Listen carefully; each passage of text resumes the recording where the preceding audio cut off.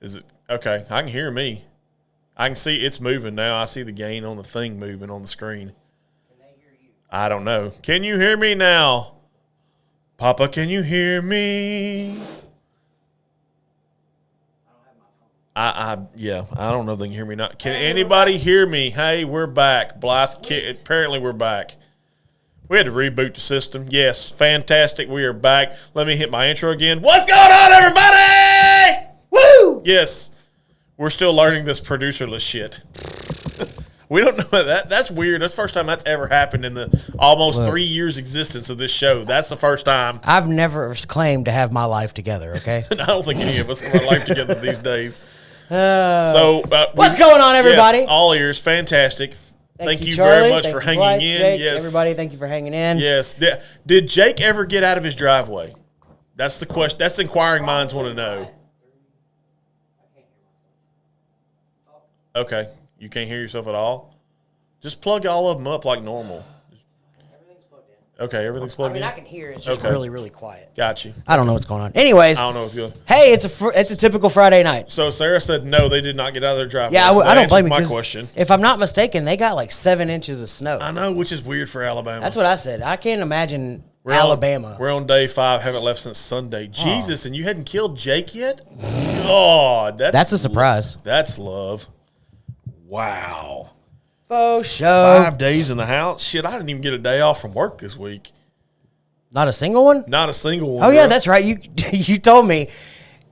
Tuesday we were Tuesday? Tuesday everybody was off. We started late at Giglio Distributing on Tuesday. I left my house at 8 o'clock. Yeah, you called me. Yeah. You texted me and you said no happy hour live. No, midday happy hour live today. Because we talked. Because Bucky and I actually talked Monday night, and I was like, "Hey, if I'm off tomorrow, we're gonna get together about 1 o'clock, and we're gonna do a happy hour show." Yeah, and it didn't happen. Day drinking. Yeah, we were gonna do some day drinking. Sadly, Roy had to be out on the roads. I did.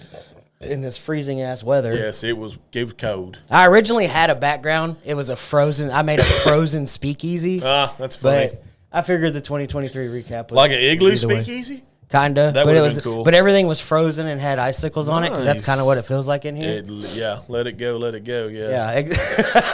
I should have put Olaf sitting there drinking whiskey. Man, that would have been cool as shit. Disney would have been up our ass. They'd have been so pissed. But Disney would have been up our ass. They'd been like, "What are you jackasses doing?"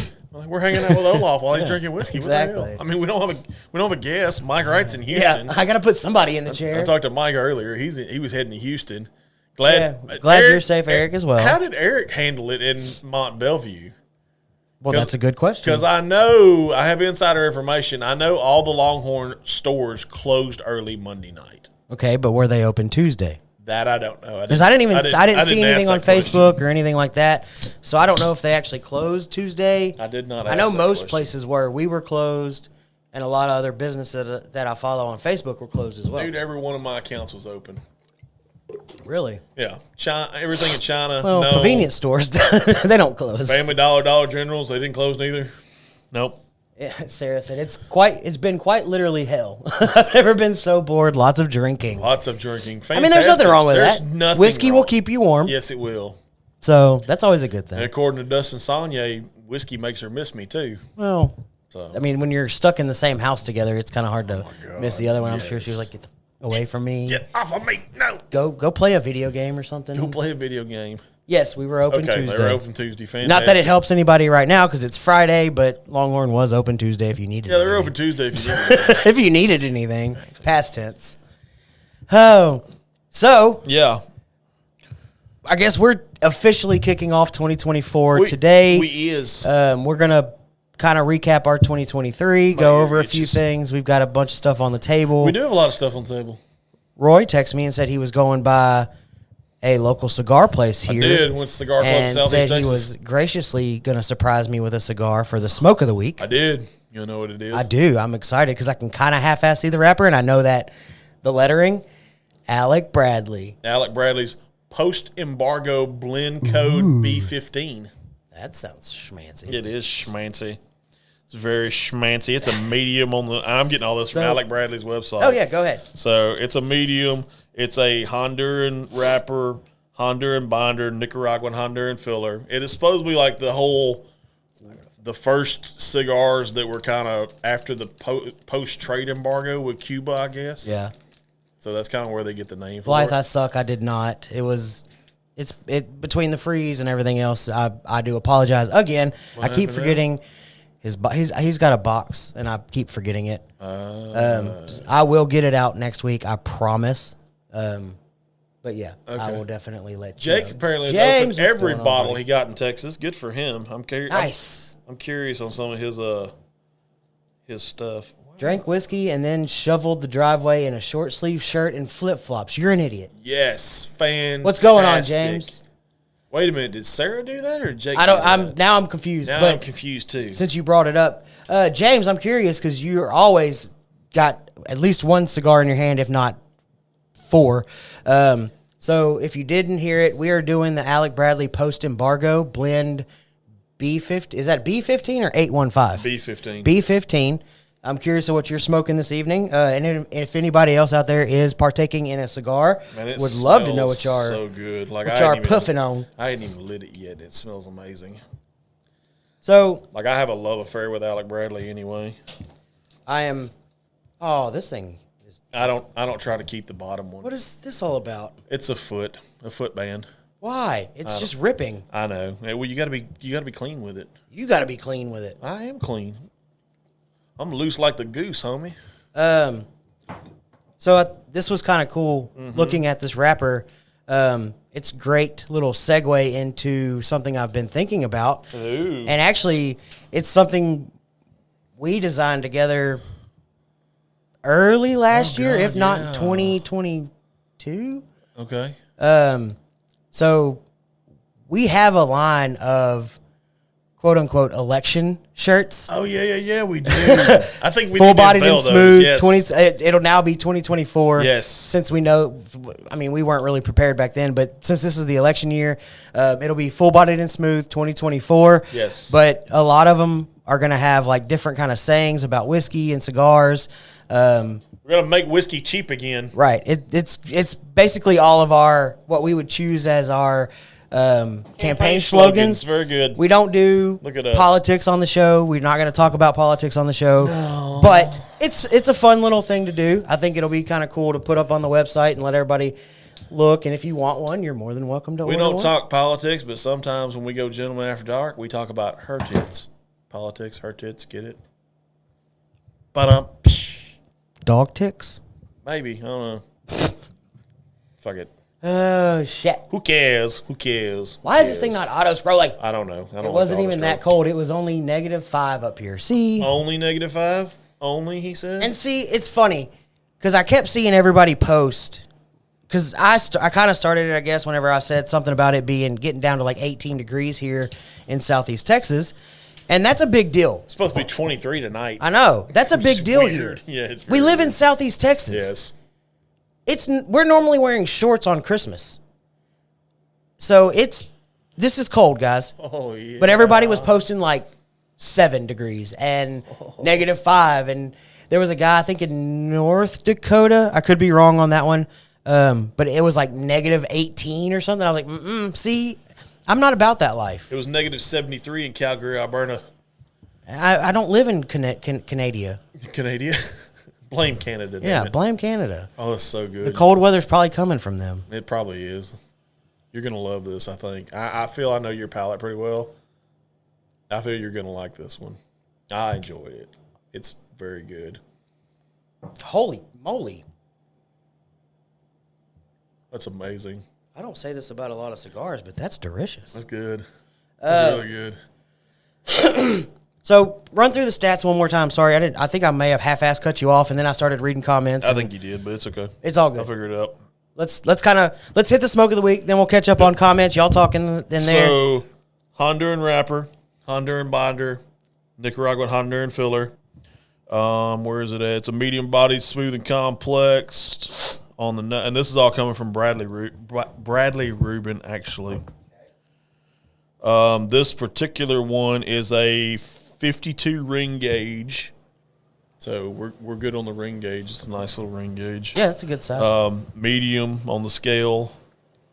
There's really not a whole lot to it. I mean, they kind of kept it real simple. It says, as the Alec Bradley brand continues to grow globally, we felt it was right time to revisit the post-embargo concept for a fresh new perspective. The medium-bodied, smooth, and complex post-embargo blend code B15 celebrates how Alec Bradley has taken our rightful place on the global stage. Very nice. So, and if you don't mind me asking, and for everybody out there, it was an $8.50 stick. That's not. Oh, that's really not bad, actually. Yeah, $8.50. Yeah, I would spend that all day long on this. I may actually throw a couple of these in my little cigar jar. They had a pretty good amount of them. They also had the other size too, which is a 6x60. This is a 6x52, so it's slightly smaller. So, kind of just on the flip side of this, of what I'm saying, James said he wasn't super impressed with the B15. Honestly, I kind of like it. I'm not gonna lie. I enjoy it, and I think it's you can take the same thing that we always say with whiskey. Obviously, taste is subjective. Yeah, everybody's palate's different. I mean, I've heard, whenever I started smoking that Kentucky Fire Cured, everybody and their mom said, well, you need to be careful with that. It's too smoky. They said you're going to wreck your palate. Yeah, but I enjoy the shit out of it. Nice. But he is smoking a Southern Draw Fraternal Order Black. That's a good one. That's a very good one, actually. If you are interested in cigars and you want to know a little bit more, you can check out James on TikTok. He reviews a bunch of cigars all the time. It is Cigar and Bourbon Life on TikTok. Nice. Check him out. Give him a follower. Fantastic. Blythe fought a house fire on Monday morning. Oh, wow. That would suck in -3 to 5. How does your water hose put out a house fire? I'm assuming Blythe's a firefighter. I'm assuming. Because, I mean, it's the only way you'd fight a house fire in the morning. Or he just doing it for fun. Well, I mean, funsies. Guys, can I run the fire hose? Yeah. I don't operate that there hose. Yeah. I don't ever get nothing that big in my hands. Nice. Okay. He's got the Nicaraguan Corojo. Oh, yeah. That's okay. Jake said on first sips, I love the Stag, but Garrison Cowboy Bourbon is better in every way. Yes. Yes, I agree. And you're also you're also talking about 54 times the price. Cowboy Bourbon comes in at like $250. Yeah. And Stag only comes in MSRP at $50. Right. So, yeah. I mean, you are also talking about a little bit of a price difference. No, you are, and that's the thing about it. I mean, like when you go into that price realm, because I still mess with people that have certain items at certain accounts that I service that are selling there for $499 when I know it's a $60 freaking bottle, and I'm like, no, just no. No, I'm good. Yeah, no, good. Nice. He is a firefighter. See, thank you. Yes, thank you, Blythe. That's awesome. That is fantastically awesome. Appreciate, respect, and love our first responders. Oh, for sure. Was having to play some Mario for the kiddo. Nice. There you go. It's always fun. Little Mario Kart. Yep. We love Mario Kart at the house. Mario Kart's legit. Super Mario Deluxe. I'm trying to think of what else. Mario Odyssey. Luigi's Mansion. Got them all. Luigi's Mansion's pretty cool too. I like Luigi's Mansion. I took the kids Sunday, before everything got cold as shit in Texas. Yeah. We went to Chuck E. Cheese, and they have a big arcade version with the little hose that you suck up the ghost with for Luigi's Mansion. It's pretty fun. The big 300-pound kid. And, Mommy, why is that kid so big? They're playing Mario Wonder right now. Okay, cool. I like it. Mario Wonder. Fantastic. All right, so. That's so good. That one's really good. I like that one. This week's drink of the week is a little different. It is a little different. It's a recap. It's drinks of the week, first of all. Second of all, it's recaps of what we've done throughout the year. Yeah. It's some of our, I guess, favorite points. Favorites? Yeah, some of our favorites. And some we agree on, but we just kind of put them on different ends of the table. Like, like Bucky's got the mangled top 5 year from Texas Tail. That poor top. Like, even the plastic is ripped up. But you want me to tell you the funny thing about it? That's going to forever have a story because when we ran into Nick during the pregame at Whiskey Fest, he handed me a pocket knife. I was like, dude, I got 25 of those at home. And he's like, he said, do you need this? He's like, you didn't have one the other night. And I'm like, yeah, okay. That was really funny. Nice. $999 secondary for the. Good Lord. Yeah. Woo. Yeah. I hate the secondary market. But yeah, that's too much. Yes, Blythe, that is a loss sitting on the end close to Bucky. But so just kind of dive into what we're doing here. Okay. So we just whenever we got here, we kind of just looked at the wall of whiskey. Well, first thing, Bucky watched me inhale 3 corn dogs because I didn't. Yeah. First thing we did was watch Roy inhale 3 corn dogs. 3 corn dogs. Literally inhale them. Yes. 3 corn dogs. Didn't eat lunch. Big fella ate breakfast. Didn't eat lunch. Breakfast, the most important meal of the day. Well, I don't know. I had 2 McGriddles, so. Wow. I don't know what to say. Yeah. I was kind of dumbfounded there. So these are just some of our favorite pours throughout this year that we've had an opportunity to do. Mm-hmm. And I made a little bit of a short list. I kind of threw it together like right before I got here. Gotcha. So I may have missed something. I'm not going to lie about that. And I'm sure we'll. I'm honestly. Yeah. It was hard because I wasn't super prepared with the freeze and all that stuff. I should have probably done more research, but I didn't. Well, when you do what we do, it's so hard. But I tried to. You go through so many. I started to try to go through every episode we did this year and start to look and see, but I was like, there's no way. Coach. So I just did what I could remember. Gotcha. So I just want to lead off. So this is 2023 recap is kind of what we're talking about here. Feel free to chime in with your thoughts, as I go through this list. You know, what you would pick for that category. And let's kind of just talk through this whole thing. And then I think after that, we'll go through some of our favorite moments from the year and all that good stuff. So, but to start out, the easy one for me was best rye whiskey of the year. Okay. And that was Penelope's Toasted Rye. Well, I mean, it just absolutely blew me away. I loved everything about it. That was an easy one for me. I don't know if you have a choice for that or if you want to think about them as I go through. I actually do. To me, one of my best ryes is on the table right now in front of me, which was from Deep Creek Distilling out of Chesapeake, Virginia, their Royale Rye. That's another really good one. Named after Mr. Royale Ferguson himself, yes, which and love the dude to death. He's what awesome. I like about that one is that it's double oaked. Yes. So they do a double oaked rye, and it is a really good one. It's a very good one. Yes, Jake, there is an Acre bottle on the table, and yes, it looks familiar. Yes. Wah, wah, wah. Eric said my favorite was when y'all had Eric on the podcast. Oh, wait. Well, Eric, I mean, the chair's open, man. I mean, we tell Mike the same thing. The chair's open. Mike just shows up. Yeah, we don't even invite him anymore. Yeah, the dude just shows up. 9 times then Mike calls. It's like, hey, doing a podcast now? I'm like, it's Friday, it's Friday. bro. So, yeah, good stuff. So, next on my list. Okay. Best weeded. So, my cheater pick is Maker's Mark Cellar Aged. And I have to thank Mike that's a good one. for bringing that one on and letting me try it. Because that's a good one. That's a bottle I may not ever own. I'm not going to say it's super unicorny or whatever. Right. Because I'm sure I could figure out how to get a bottle fairly easily. But it was one that I did not have an opportunity to purchase here this year. But I did get an opportunity to try it on the show. That's my cheater pick for weeded. If I'm doing one that we actually highlighted that we did on the show, it's on the table, and it is Casey Jones weeded bourbon. Weeded, yes. That one just, whenever we got the opportunity to try it, it immediately stuck with me, and I just, all year long, it's just one of those that I keep going back to and saying. Yeah, because we had Cody Turner in studio around April. Yeah, that was really awesome. On a Sunday, which was really cool. So that was really cool, and it was really nice to have him and have him walk us through all of these.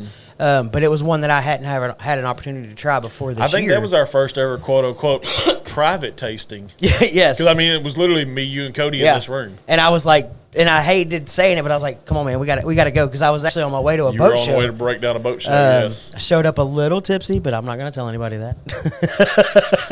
Who cares? But it's just one of those ones that I keep going back to and I keep referring to anytime we do a weeded whiskey on the show. It's almost my it's my benchmark at this point for weeded whiskeys. Yeah. So that's a really good one, and since I'm talking about it, I'm going to go ahead and have a pour of it since I put it on the table as one of my favorites. So I'm going to go a different category with you. Go ahead. I'd love to hear it. Best finish whiskey. I have that one. because I have mine in front of me. Mine was one that we did very early. I know a whole lot of people now hate on this. They hate on it, number one, but I know the friends of the show now probably don't remember this episode, but it was back in, I think, February or March, so almost literally a year ago. The Good Times cigar finish for me, and I actually got this one for a particular reason tonight because I wanted to pair it with a cigar, with the post-embargo. So, yeah, don't break the cork. Still a good pop. Very good. And it's funny to me that you pick Good Times and the episode we did, it was that one, and then I can't remember the other one. Madagascar, but it's like Madagascar vanilla something another. Yeah. Everybody, and I'll tell you now, it's Good Times is one of the easiest brands for a lot of people out there to hate on. This one actually is it says Florida's first cigar finished single barrel bourbon, and it was selected for Nelson's Liquor and Lounge. So we got that one sent by the gang at early time, or Good Times rather, not early times, but best weeded cost. Green River. We have a bottle of Green River. And it is the weeded. So it's behind me on the wall. Best finish C923 Elijah Craig. I think James, and correct me if I'm wrong, but I think you're talking about as far as like finish, like nose, palate finish. And I think if I'm not mistaken, because if C923 isn't a finished whiskey, I think Roy was more referring to finished whiskeys. Yeah, because mine actually, like I'll read a little bit for those who don't remember. It's a barrel strength single barrel bourbon whiskey finished in cognac, Armagnac, and Oloroso sherry barrels. Yes, taste finish, James. Yes, taste finish. Yeah, no, and I mean, I don't think you can go wrong with those. As much as I've heard, I didn't get an opportunity to try C923 or the Larceny, any of the Larceny from this year. I do have Elijah Craig B123, I think. I think that one came in slightly younger than C923. It's still not a bad one, like by any means. All right, I'm going to ask you a weird question. I hate to cut you off mid-sentence. Lend me your nose. Lend me your nose. Yeah, nobody ever says that ever. No.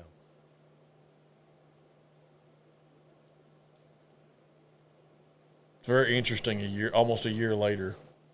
Maybe it's the smoke in the air, but there's like a little bit of a tobacco-y, leathery nose on there. Yeah, I picked up on that too. And then I have a Larceny from 2022, which is really good in my opinion as well. Jake said the best finish is that Balcones finished rye that he picked up. Okay. Yes, that's a good one. So in my opinion, I think the cop-out answer for me would have been Penelope Rio. That's a good one, though. I think if you polled a lot of people, that would be a winner, just for the sheer fact that it was so sought after. That pairs well, too, come to think about it. And it went, and the Rio went super fast at Whiskey Fest. JD said it went, it was like that, it was gone. Yeah, it was straight. But, so for mine, since you brought up best finish, so my A number one, the Law's Honey Cask. That's a good one. I wish it would have come in at a little higher proof.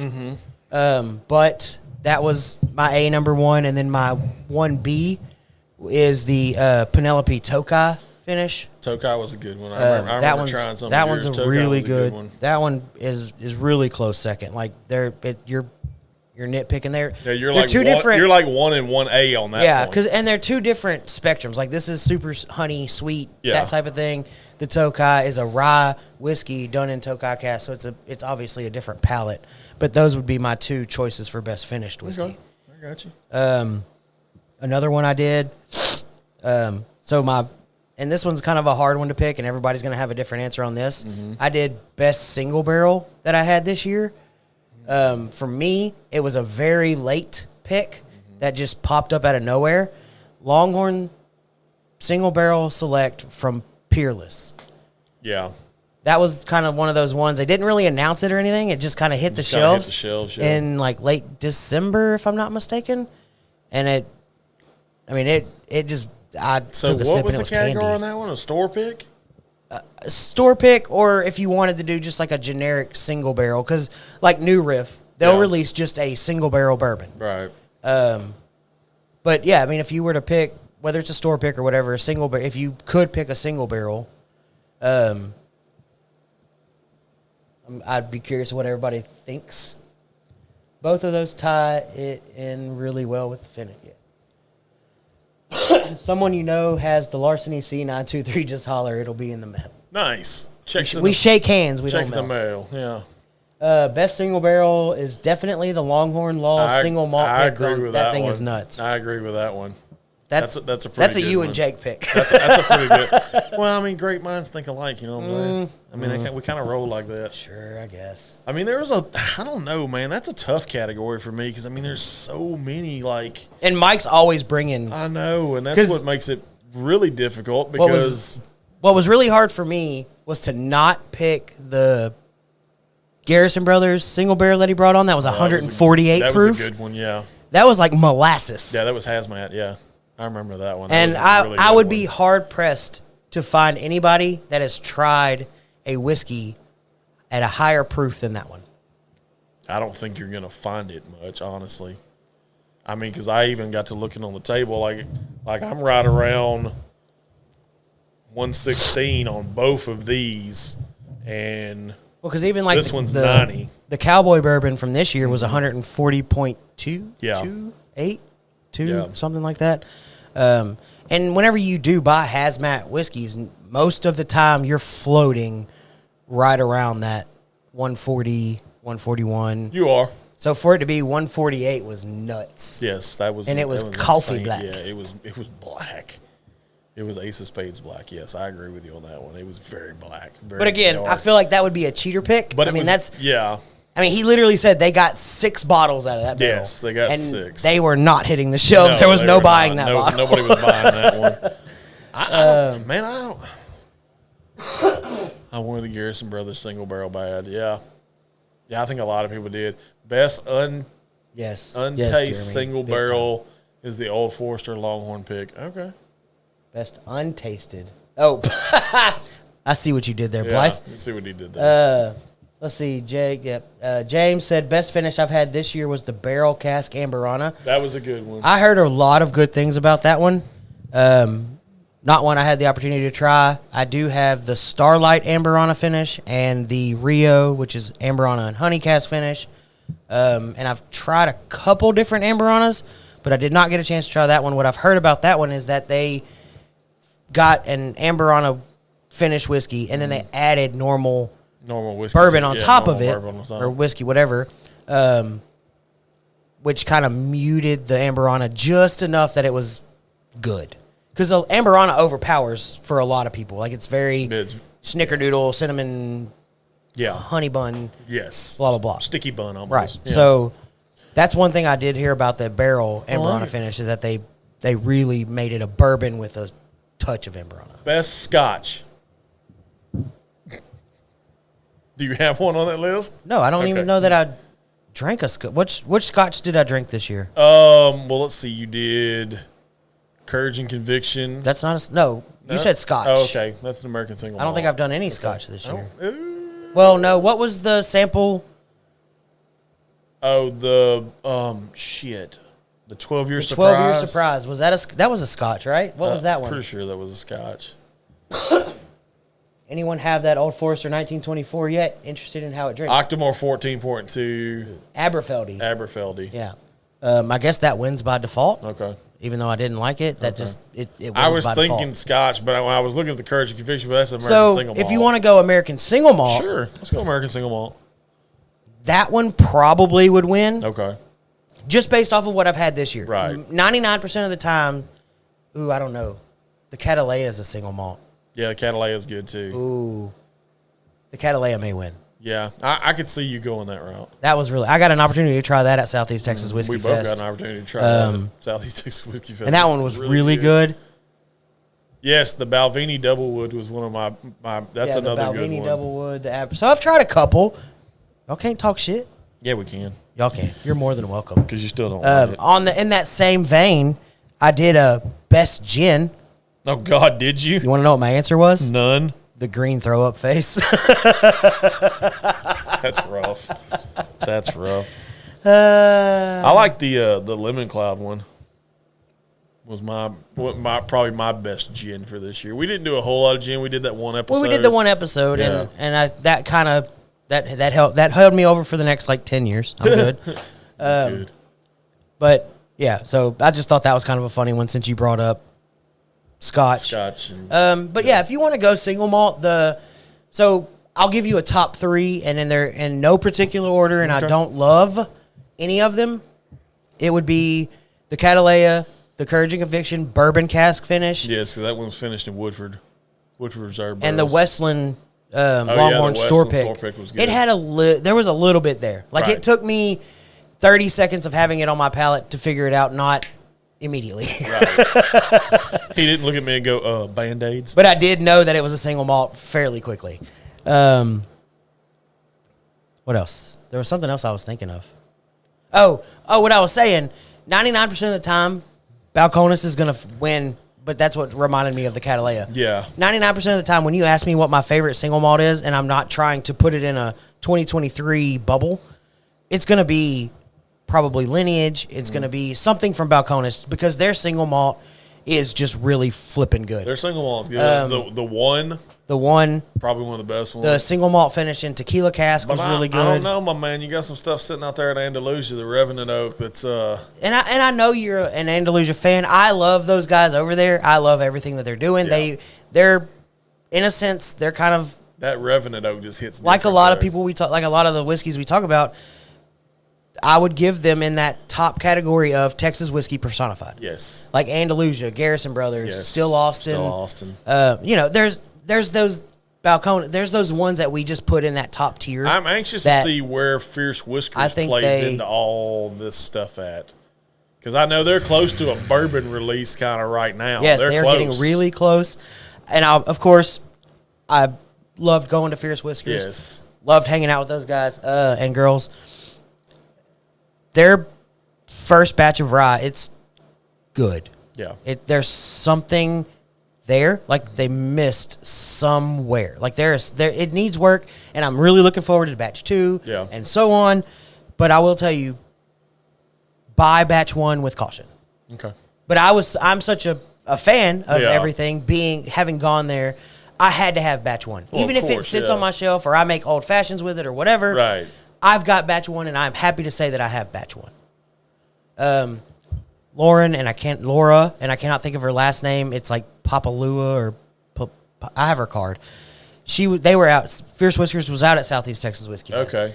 Okay. She was awesome to talk to, and I was their IT guy for about 10 minutes. I helped her figure out her PowerPoint presentation and how to get it playing and loop and all this other stuff. So I got to play Fierce Whiskers IT guy for a few minutes. Look at you. That was really fun, and it was really great talking to them. But yeah, I love what they're doing. I think it's great. They're Asian owned. I think that's really cool. That's not something you see often. Interesting. Like we saw a lot of like Uncle Nearest and dang it, I can't think of the other one. I want to say Brothers Bond, but that's the Vampire Diaries guy. That's the Vampire Diaries. There's another one. They're black owned was a big deal. Like finally seeing black owned distilleries this year was such a big ordeal. Right. Well, something else not anybody's talking about, like Fierce Whiskers being Asian owned. Yeah. And I like it. I think it's cool that they center their releases around, like their special releases, around like a lot of the Asian culture. Like the one they just released, a special release they did at the distillery was called Ham Choi. Okay. They try to base it around like certain things, and I think that's really cool. Like I like when people take their heritage and put it into what they're doing. No, for sure. So, but that's something kind of cool. I could see that. Sorry, I've kind of went on a little bit of a tangent there. James said Lagavulin 16-year. Jake said Octomore 14.2. But Aberfeldy, it's funny. I have an Aberfeldy hat from Whiskey Fest, and I'm like, it's going to be in the same area as my vodka hat that the wife got. Shit. You could put it on my head. I would buy it from you probably. Probably. I'd give you like $20 for it. Jake said, I'll say the Law's store pick because the Catalea is so different. So that's his favorite single malt as well. Okay. Jeremy Smith said Pinot. I'm sorry, not Sherry. I'm sorry. Did I miss something, Jeremy? Good question. I wanted the single barrel bad. Westward single barrel malt. Westward single malt sherry cask finish. Yeah. Cask strength wins, and then he corrected himself and said Pinot finish. Pinot finish, So Westward's single malt Pinot cask strength wins. Yes. Sorry, that was a little weird. Just a little bit. Let's see, Jack single malt sherry finish. Okay. So, Jeremy, I'm getting a little bit of a pattern here. It looks like you like the Pinot and sherry and wine finishes. Mm-hmm. I did hear some really good things about the Jack single malts. That's not one I'm running out and buying, but I've heard good things about it. Papa Gerio? Papa Gregoro? Chuck. What's going on, Chuck? I'm glad you could tune in, buddy. I like Chuck and Mitzi. No, you're good, man. We just now hit 40 minutes, so you haven't missed nothing. You hadn't missed nothing. Yeah. What were you, Chuck? I'm curious. So what were you chasing? What was he? Did he go to Cool Kid Friday? Interesting. James said I think Balcones announced an expansion today. I did not see that. The Bushmills single malt 16 at Whiskey Fest was good again. Didn't get I didn't get around to that one either. Pete and his poop. I agree with that one. I was busy playing tour guide. I had Grigio. I had Sherwan Mims and Pops. Yeah, Jeremy, I'd be interested in trying it. Like I said, and I've admitted this on the show before, although I'm not a big fan of it, I'm always open to try. I am trying to expand my single malt palate. So glad. I know you are. So glad. But because it's such a cool category now that there's an American single malt half-ass category. I know they don't have it fully tuned in, and there's no official category, but they're working on it. And there are some companies doing some great things. Obviously, Balcones, I'll say that 1,000 times. Courage and Conviction, I think, is one of those massive ones that's just going to blow up whenever this thing does make a run. I think so, too. Yeah, the Courage and Conviction is going to be right up there at the forefront. I've heard some pretty good things about the Jack Daniels, which I know it's a big distillery. So I got an interesting for you. Okay. Best unique ingredient. Because think about it, we've had some interesting ones. I want to wait on that one. Okay. I want to wait on that one. Okay. Let's wait. Because I named it a little bit different. I did best non-bourbon. Okay. So we'll dive into that here a little bit later. Okay. Because I think we both are going to agree. Well, maybe the only reason I thought about it because there was some weird stuff that we did this year. Okay, let's be honest. The Bareface mushroom finish. The Bareface mushroom on the pregame show. Yes, from their wilderness series or whatever they call it. That one was very interesting. The Morning Wood that friend of the show Ryan gave us. That was I just remember it's called Buckwheat. Morning Glory, not Morning Wood. You know where your mind's at. Yeah, well. In the fucking gutter. At least I still get Morning Wood. So. What do you mean? Oh, trying to say I don't? I was not taking a stab at your age. Bullshit. I call bullshit. He did go to Cool Kids Friday. Yeah, prior to the I start. liked your TikTok there. But John J. Bowman. Yeah. John J. Bowman. I don't. That's what he got. Hey, it's he Ronnie. posted. Hey. Chuck, I don't remember which one it was, but I know it was a John J. Bowman.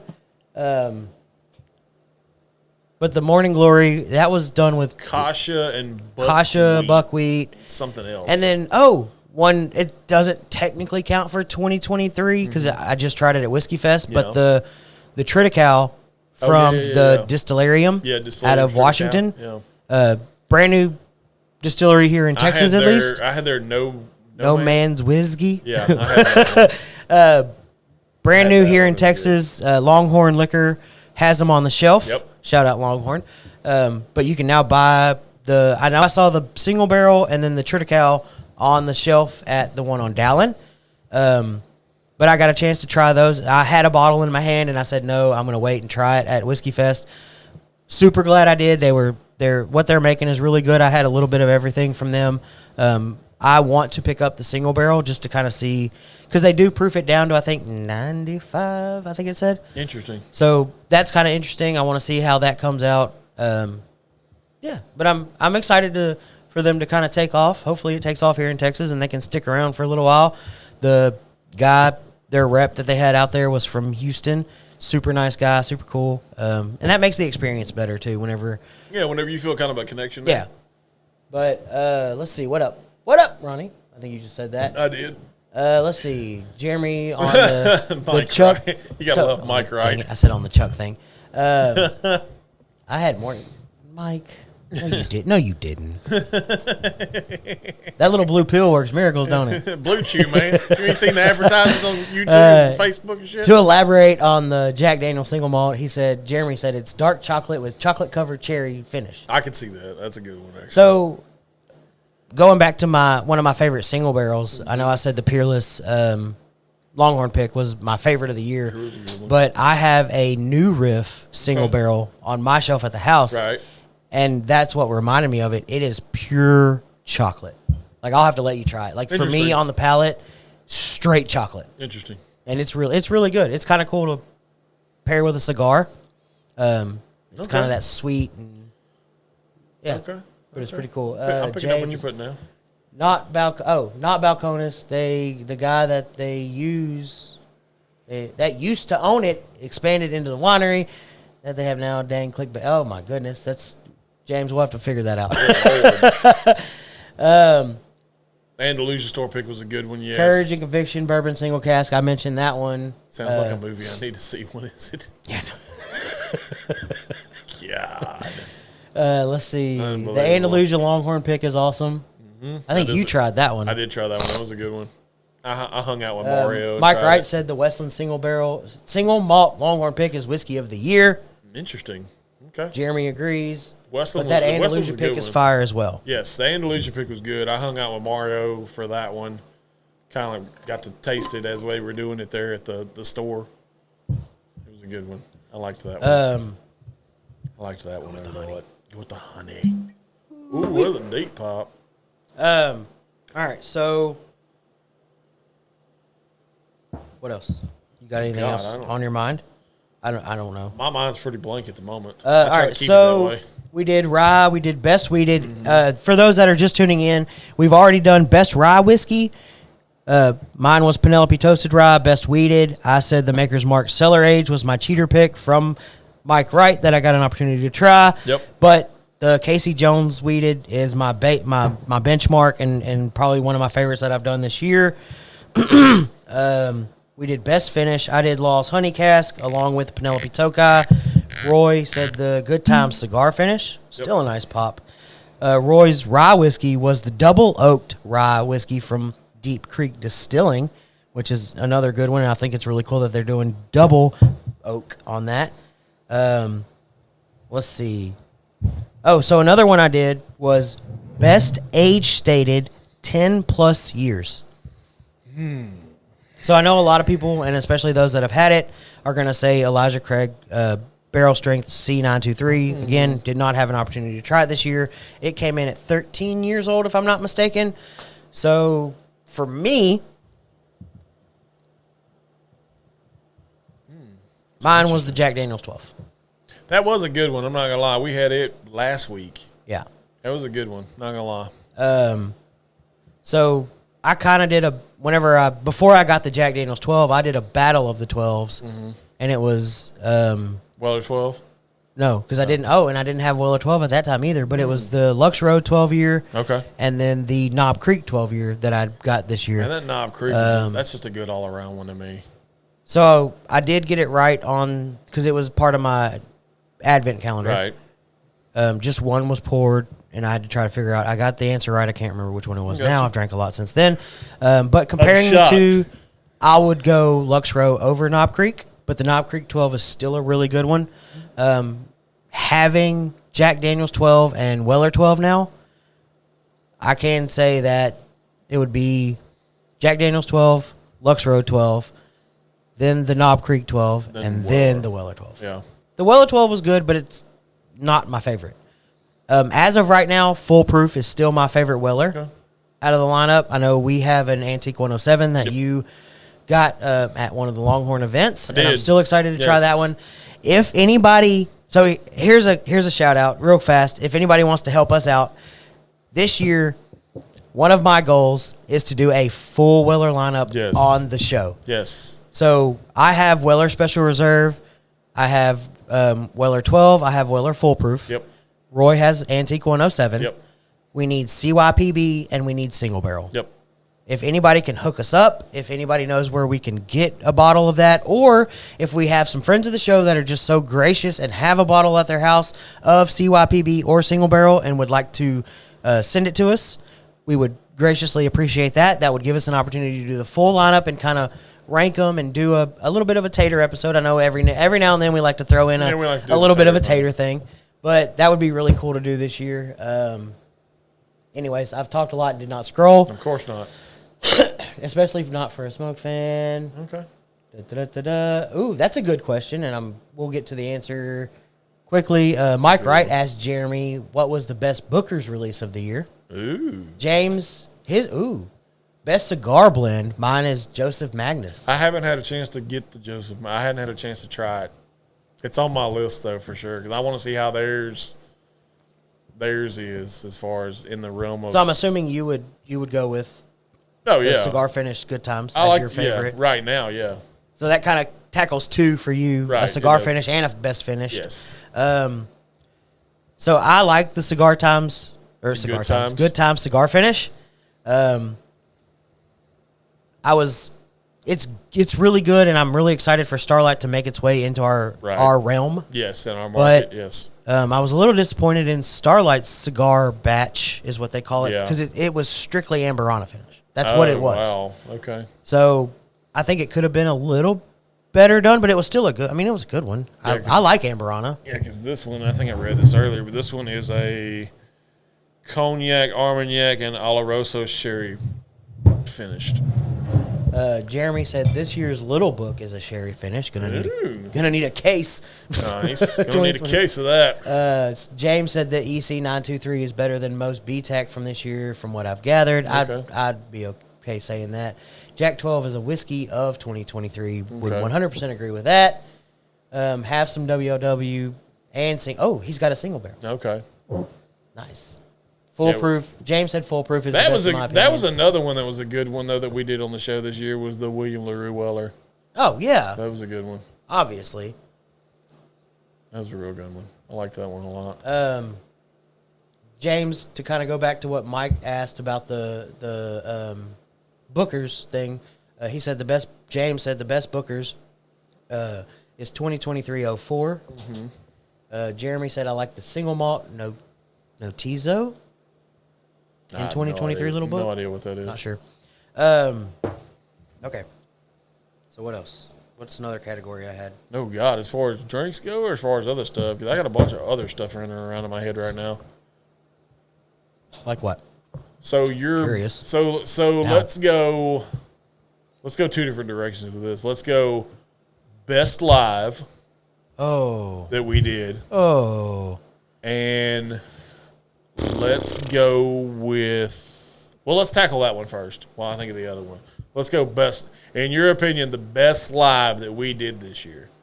Out of all the lives, because, we did a lot of, we went to. Are you talking live on location? Live on location, yes. Oh, not live show, live on location. We did a lot of them this year. We traveled a little bit. Okay, so let me ask this, because I'm going to overthink it.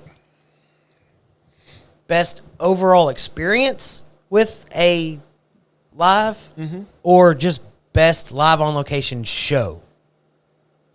Like only the show, not overall experience of hanging out. I'll tell you what, let's tackle both. Okay. Let's start with best live show. Best live show. Well, shit, I can't pick the pregame show because that was 2024. No, but you can pick 2023's pregame show. That would probably be my favorite. 2023's pregame because show? it was our first one with Longhorn and with Southeast Texas Whiskey Fest, and we really got an opportunity to meet and talk to some pretty cool people. Like, we'd have never met James from Still Awesome. Right, yeah, no, never. Having James on the show was absolutely amazing. Having James on. Keeping in touch with James has been awesome. The guy from Breckenridge was pretty cool. Yeah. Nick from Glendalough Bareface. Meeting Nick, that was probably the highlight. Yes. Because, from the moment we walked in, like, we had never met this guy before. From the moment we walked in and hadn't even started setting up yet, Nick was right there. He was like, "Oh, what are y'all doing? Hey, what's up, guys? I'm Nick." And he was like giving us like cups and hats. And he was still. The sad thing about it is he's still that way. Exactly. He's it didn't. Still that way. We're Nothing a year into this, and he was yeah. the exact same thing whenever we walked in this time. I like it. And it was super cool. I like it. So yeah, I'd probably pick the pregame show for my favorite live show. Okay. Best overall experience, Acre Distilling. Well, of course, because I'm not gonna name names if somebody wrote a fucking barrel. I mean, we had a blast. I'm not gonna fucking name names. Having Sherwan and Heart of the Lion and his people there, getting to hang out with JB and everybody there. Overall experience, that was just. It's gonna be hard to top it from an overall experience standpoint. It's gonna be very hard to me.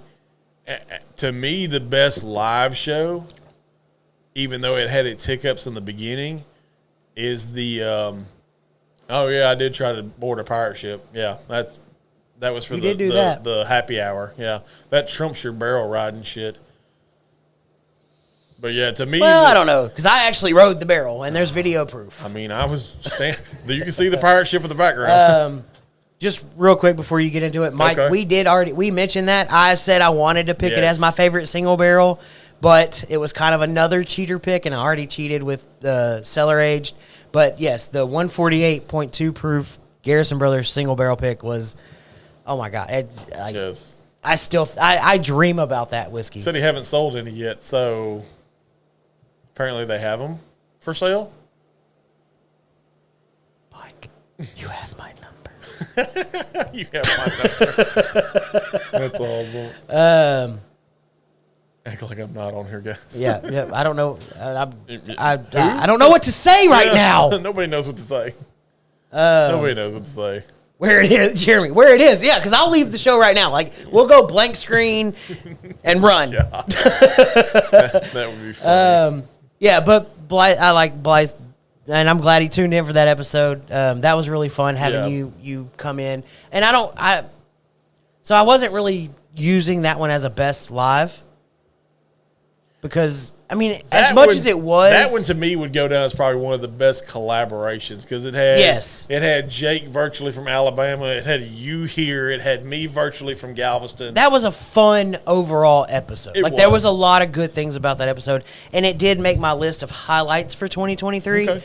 That was one of my favorite overall episodes. Because that was honestly the first time me and Jake had ever really talked, like actually talked. Right. So just that whole episode was amazing. I loved it. I loved you like popping up randomly, and it was a ton of fun. But I popped up from the tail. I popped up from a pirate ship. Best live show, or favorite live show. There's been a few of them. I'm not gonna lie. Some of the quote unquote Marvel episodes that we've done with Mike, they've been pretty fun. This is gonna sound really weird, but to me, the Clint episode was really fun. Okay, see, and I was trying to take it from a live on location standpoint. We were all kind of blackout. We'll talk about that in a little bit. Yeah. But so live on location. Let's stick with that since that's what I chose. Live on location. To me, it's a toss up between, and I'm going to go 1 and 1A. Okay. Okay. So to me, I agree with you. Acre, because of the whole experience. Yeah, overall experience, yes, was the 1. Yeah. Texas Tail got to be the 1A. I'm not mad about that. Like I liked the episode that we did 4th of July weekend in Galveston. That was a good overall experience too. And it's always going to be hard for me to not pick anything Texas Tail. Yeah, of course.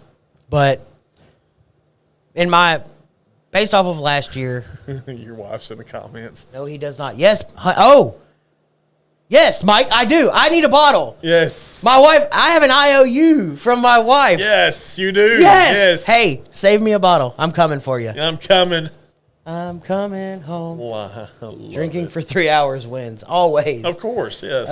That one caught fire. We had people buy that by the case. Wow. I still have some High West Double Rye from a few years ago. It was a Longhorn pick. I think it's probably one of the best ryes I've ever had. Liked it so much, I bought the shelf. Nice. I can't say that I've ever bought a whole shelf of whiskey. Unless it was like Mellocorn. Maybe. All right, so I'm going to... All right. So since you're on that level, best on location, best overall experience, I'll give you a softball here. Okay. Best whiskey event of 2023. Oh God, that's not even close. That's not even close. That's Southeast Texas Whiskey Fest by far. All day, every day. That's not even close because I mean, let's be honest. We went out to Bee Cave, and I'm not knocking the folks in Austin by no means, but you're gonna step your game up a little bit to get on big time. to get on Southeast Texas level. And I'm gonna tell you now, whenever we do this again next year, best whiskey event of 2024 is going to be Southeast Texas Whiskey Fest. Yeah. unless we get like invites to Kentucky, I'll admit, and we end up there. This year, I had this much more fun at this year's, and so I'll admit I was a little intoxicated last year. No, I'm shocked. Right, shocked face. This year, I wasn't nearly as intoxicated. Yeah, I'll admit that 100%. Yeah. I was not. I'll confidently say I was intoxicated, but not drunk. Right. Like, I could feel it. Yeah. I was buzzing. Oh, yeah. But I had so much more fun, and I didn't drink nearly as much. Oh, my God. Yeah, this year was... Had a blast. Yeah, this year Absolute blast. This year hit different just because of the fact that we had, like we hung out with Megan and Thompson and that crew, and then we hung out with Big Chief, and we hung out with Mike, and... The Texas Tail crew. We were riding around. Laney finally got back with me. Because I was having such a hard time. I sent her your number, by the way. She sent me those pictures first. She's like, "Hey, can you get these to Bucky?" And I just could not find. Well, I finally found him on my camera. I'm like, she needs his number anyway. Just here it is. I found him on my camera. Nice. But she said today she finally texted me and she was like, "Here's all those pictures." I was like, "Man, those are some good looking fellas, huh?" She was like, "Yeah, they are." Yeah, they are. Oh shit! But that was a good time. So. Yeah, and to kind of go back to the little bit of the rant, or not rant, but you went on a rant? Lengthy thing I went on earlier. Okay, yeah. For me, favorite distillery visit was Fierce Whiskers. Okay. That was and I want to shout them out again. We showed up on a Sunday after Texas Whiskey Fest. Yeah. Obviously, the distillery's open. You can't purchase bottles. Right. But we had booked a tour. Like we had every intention of doing everything that we could. Right. But there was nobody else there. And they were like, "Oh, we canceled all the tours for today, blah, blah, blah." And I was like, "Well, shit, we're not from here. We're like 4 hours away." And they're like, "Oh, never mind." And they like got this, I can't remember his name, but he was freaking awesome. He gave us a private tour. It was just me and Dana. We got to taste the white dog and the rye and the bourbon. And he gave us this whole big spiel. We got to see the Rick House. It was just an amazing experience, and they took the time when they didn't have to. They could have been like, "Y'all want to drink?" And that's the best we can offer. Yeah. But we hung out. We did the tour. We hung out after the tour. Like, it was a good time. And I think it's really cool. Their Rick House is freaking awesome. Oh, yeah. And it was such a cool experience, though. Good. But, yeah, that'd be my pick. I like it. Teed that one up, didn't you? Yeah. A little bit. Hey, you know, we got to shout our guys and gals out. I mean, yeah, for sure. I'll be completely honest. As biased as we are, as much as we love Longhorn Liquor, Mike Wright, Cure Rare Disease, Southeast Texas Whiskey Fest, like, we could be biased about it, but let's be honest. Oh yeah, for sure. It's a legit event. Yeah, I mean, you see it even from right, Jeremy. You see it. Southeast Texas Whiskey Fest destroys Houston Whiskey Social.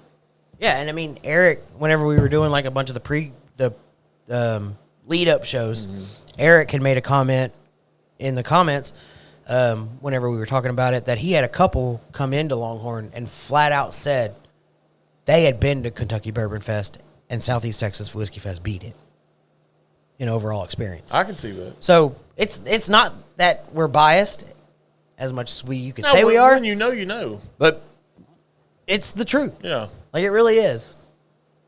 I mean, somebody invite me to a whiskey fest that they think's better. I'll come. To your for sure. Fest. Like, yeah, let me know because I want to see. Yeah, send me a free ticket. I'll show up. Yeah. Because you're gonna have to prove it to me, and that would be the way to prove it to me. Hey, we're gonna send you out. You just get here. We'll take care of everything else. That's what I need. The one I didn't do. The one you didn't do. Your favorite or best surprise whiskey that you got to try on the show? whether it was something Mike Wright has brought, something somebody sent us. I know I've brought samples that I've gotten an opportunity to, people I've shaken hands with, handshakes. That's a hard one because there's been so many. Clinton his fun box of whiskey. Yes. But what was kind of something you maybe didn't expect to like that you liked, or that you were just like, man, that's actually really good? Ooh, that's a tough. And feel free to chime in with your surprise whiskey that you tried in 2023. 2023 was fantastic. Met great Southwest. people, made Wait a great minute. in 2024. Southwest Louisiana has a whiskey fest. Yes, they do. Really? There's a Southwest Louisiana Bourbon Fest or Whiskey Fest, and then how did we get tickets? New Orleans has a Whiskey Fest. Again, how did we get tickets?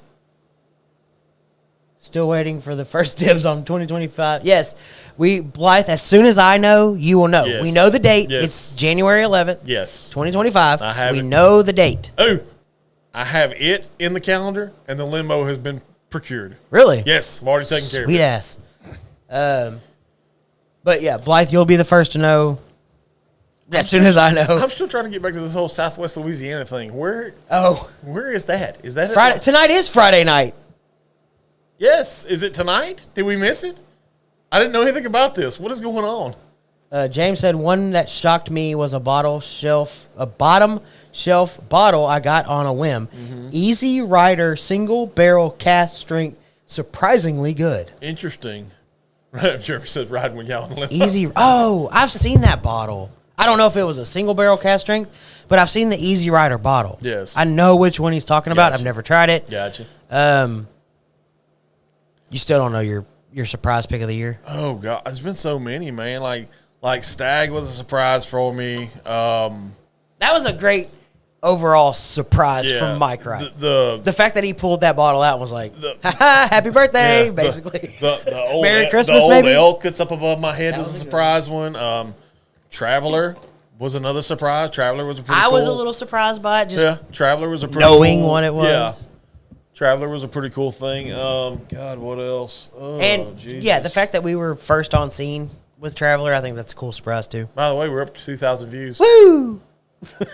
Yes. Keep them coming, guys. Keep them coming. Get them there. Yes. Blow it up. So, and the reason I put this category in there was because I think mine would be a surprise. Not only was it a surprise to me, but I think it's a surprise to everybody that's followed along as we've done this, along with yourself. My surprise whiskey that I really actually enjoyed was, again, and I know I keep saying it, but it was a Mike Wright special, the Buffalo Trace Experimental Peated. Oh, yeah, that was a good one, too. I forgot about that one. I actually really enjoyed that bottle. You actually liked peated. Interesting. Chop my finger off. Oh, God. Scrape my tongue, whatever you got to do. But man, I'm just going to give you a peat card. I think you're there. I'm not. Ugh! That bottle has the funniest story behind it. Funniest story of the year is this that one. bottle. This was such an adventure. Yes, it very much was. That's the 5-year coastline whiskey. Just because we talked about Texas Tail, and I love those guys and gals out there. Oh, we know. We saw your TikTok. We know.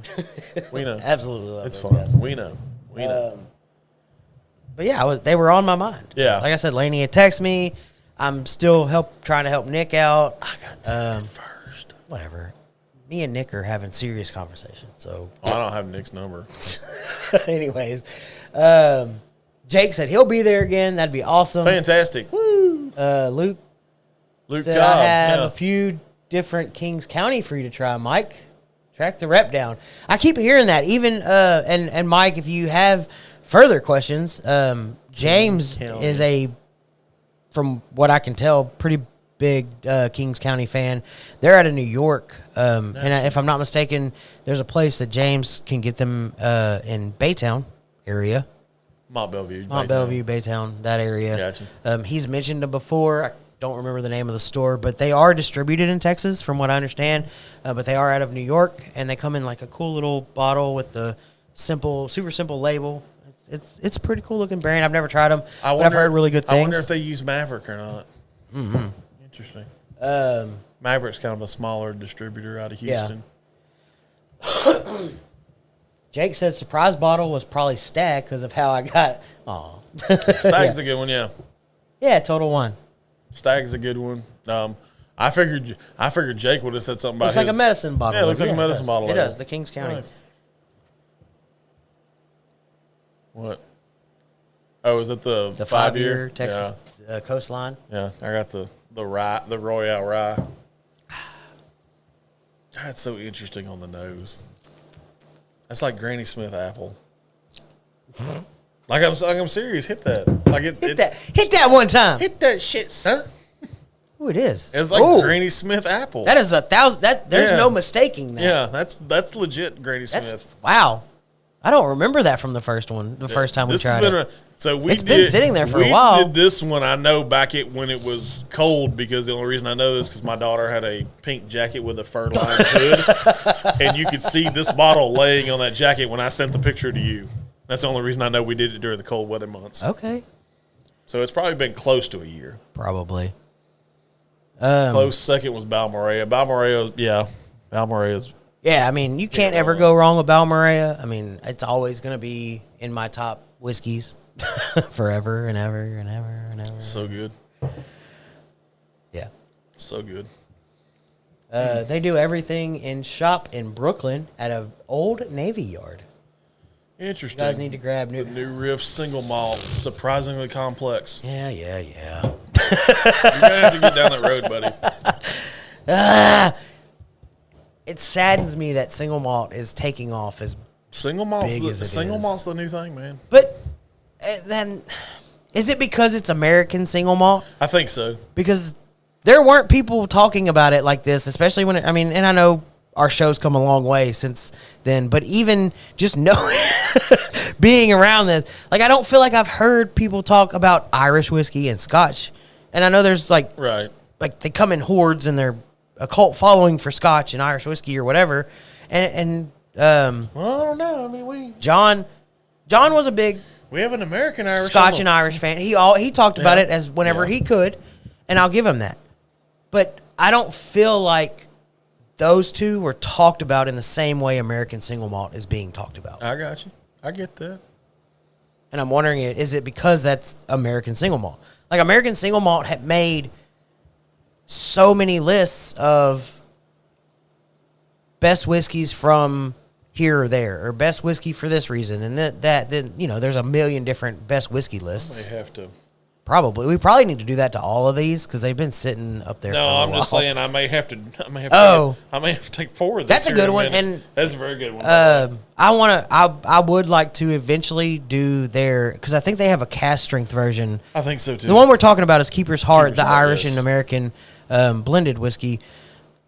If I'm not mistaken, they have a cask strength of it. I would like to, I think so. And they've got a couple different expressions as well. I'd like to try that at some point. I think it's really the story and how they're doing it is kind of cool. Right. The fact that the master distiller came from Ireland, I thought that was really cool. Shit, now you got me one. Mike said he wants to try the New Riff single malt. Okay, that's a good one. Jake said, Roy, we're going to have to do a Scotch show and let Bucky produce. Yeah, nice. I'll sit in the chair. I'm Y'all down. are more than welcome to do I'm it. Down. I'm down for that. Jeremy said he's just dabbing into Scotch. Okay. I don't know how far into that I will get. International. Penderin Tawny Port Cask is International Whiskey of the Year. Nice. Okay. You got to be on AARP to truly appreciate good Scotch. I don't know whether to smile or kick James's ass. I don't know which. Shit. That's funny. That's not that funny. I laughed. You laugh at everything. Yeah, but I thought that was really funny. You laugh at stuff that I say, and I'm not that funny. Well, yeah. Exactly. All right, so you kind of brought it up a while ago. Some of the highlights that I jotted down. Okay. That I really enjoyed overall for 2023. Okay. I've already mentioned it once. The virtual happy hour with Jake. I thought that was a super fun episode. You tuning in from random freaking places. I was all over Galveston, babe. I was everywhere. I was everywhere and I was nowhere all at the same time. It was so dumb. Technically, it was Jake's debut into live show podcast. Jake got his cherry popped on live shows. Like, we just threw him in. That's funny. We did. We worked him like a dog too at the pregame. Yeah, and let's say that real quick. Appreciate you. I don't think we had an opportunity to say it last episode because we were talking about so many different things. Yes. We really do appreciate you, Jake. Yes. That was. I mean, I know we like. That was the first time we've all ever met and got to hang out, and we immediately put that dude to work. So we do appreciate you helping. I felt like y'all were both at one point, like, because y'all got there slightly before I did because I had to drop the kids off. But I felt like when I walked in, I had that rock star moment where y'all were just kind of looking at me like, there he is. No, that's not what it was. What It was more like this motherfucker better hurry. I better hurry. Shit. What else we got? Good Lord, I don't know. Scotch was my gateway. Hey, Ryan. Glad you could tune in, buddy. Yay. We've already brought you up once. Yes, once. It was not in a good way. The gin episode. I like the gin episode. Yes, he'll be here all week. Tip your waitress. Right. All night. But, okay, so that was probably one of my top 3 just like in studio shows. Okay. The virtual happy hour with Jake. That was a good one. Easily tops the list. Mm-hmm. Another one that you had already brought up, the Clint show. The Clint show was a fun one, but I'll tell you another fun one that kind of evades everybody. The Aaron Shepnick episode was fun. It's on my list. That was fun. Dude, that was... Like, that was the same episode. Yeah, he's a super interesting guy. The Aaron Shepnick interview. Yes. The first 45 minutes, hour, whatever that was, having Aaron on the show. Yes. Getting a chance to talk to him. Just, it was awesome. Like, picking his brain literally about everything from whiskey to hat bands. And shout out to him for having a legit setup. Yes. Like, he came in. Oh, yeah. He was like our first collab cam thing. That was au contraire, mon frere. He was not the first. No. Okay. Like, his video was A1 top notch. His audio A1 top. Like, that dude showed up and he was legit, yes. I got this. Yes, he was legit. Echo. What Echo? Yeah, Echo. What? But that overall episode with Clint, and if you go back and you just scroll to the very end, look at how many bottles are on the table by the end of that episode. Oh, my God, it's nuts. The whole table it was like 20-ish. I think I counted 26. Yeah, 26. Is what I ended up trying to count. So I got one for you, being as we're on the Aaron Shepnick train here. Uh-huh. Most spontaneous moment. Most spontaneous moment? Yes, and I have one in particular. And it's weird that I have it, and I just thought about this. Like, literally, I'm going to college for audio background. Yes. No, look, James, favorite After Dark moment. God. Gentlemen After Dark, baby. I don't know. There's a lot of those, too. But, no, to me, the most spontaneous. Yeah, it did. One of the best spontaneous. Yeah, so I'm curious of what yours is because I like, nothing's just like going bloop, bloop, bloop. With me, it was literally when the guys from Tent Mouth came home. Oh. Like, it was off the cut. We were literally in the middle of the review. They were sending text messages like, hey, can we come on? Okay, sure. I mean, it was super spontaneous. It wasn't scripted. It was by no means did we even ever plan on that. that was fun because that was like fun. The first collab cam dabbling that we did. We had no idea. Yes, we had no clue what the hell we were doing. But we weren't even ready. Like, we didn't have questions for them. Not nothing. It was like, ding. It was a full virtual distillery. Yes. Full virtual distillery tour. I'm sorry. We're like, what do we do? That's a good one. That's a good one. I like that. One. What else? The guys from Deep Creek was another good one. Yeah. I'm sorry, not Deep Creek. Not Deep Creek. Dead Drop. Yes, the guys from Dead Drop. That was a cool one, too. Yeah. Because they were both in different locations. One of them looked like he was in the back of a moving truck, for God's sakes. I'm like, what is this? What are we doing? But and since you brought it up, another highlight of this year, and it's something I'll continue to preach and love about doing all of this. Mm-hmm. It's why we love Texas Tale. It's why we love Acre, Casey Jones. Like, another moment for me for 2023 was getting the opportunity to do the Deep Creek. Yeah. Getting that letter from Mr. Ferguson himself. Roy L. Ferguson. Him sending us the reserve bourbon. That was a good one, too, by the way. So it wasn't because it wasn't just once. We got to do it twice last year. Yes. We got an opportunity, and that's a small craft distillery. And again, I will do it until the day I can't do it anymore. Right. I will always back these smaller craft distilleries. Oh, yeah, you have doing to. I mean, amazing things. They're grinding just like we're grinding. And I think it's really cool, and I love when we can come together like that. Right. And if it's something that we can do, if you want to send us a bottle or you want us to, I'll go buy the bottle and talk about it. I don't care. I'm just mad at Holiday Distillery, by the way, because they didn't send me shit. Shout out Holiday. I didn't get nothing. For the hoodie, the hat. Nothing. I got a couple stickers. Nothing. Nothing. Those guys, they're awesome over Bupkis. there. If you haven't checked anything out from them, their soft red wheat and their Missouri bourbon. Yeah, their Missouri bourbon's good. Their soft red wheat, They are the soft red wheat. It that's was a good one. really, and I didn't pick it because we haven't done it here. Right. And I only had a little sample of it. Right. But it would rival some of the best wheated whiskeys on the market. Okay. Like, I'm not kidding. Like, I feel that's a good one for 2024. I'm talking like rival Pappy and... Can we talk? You know how I feel about Pappy. Pappy's I'm just saying. Pappy's a little overrated. It is, and I got an opportunity to try that, but we've already talked about that. A little bit. That was another category I did do. My darlings of 2023.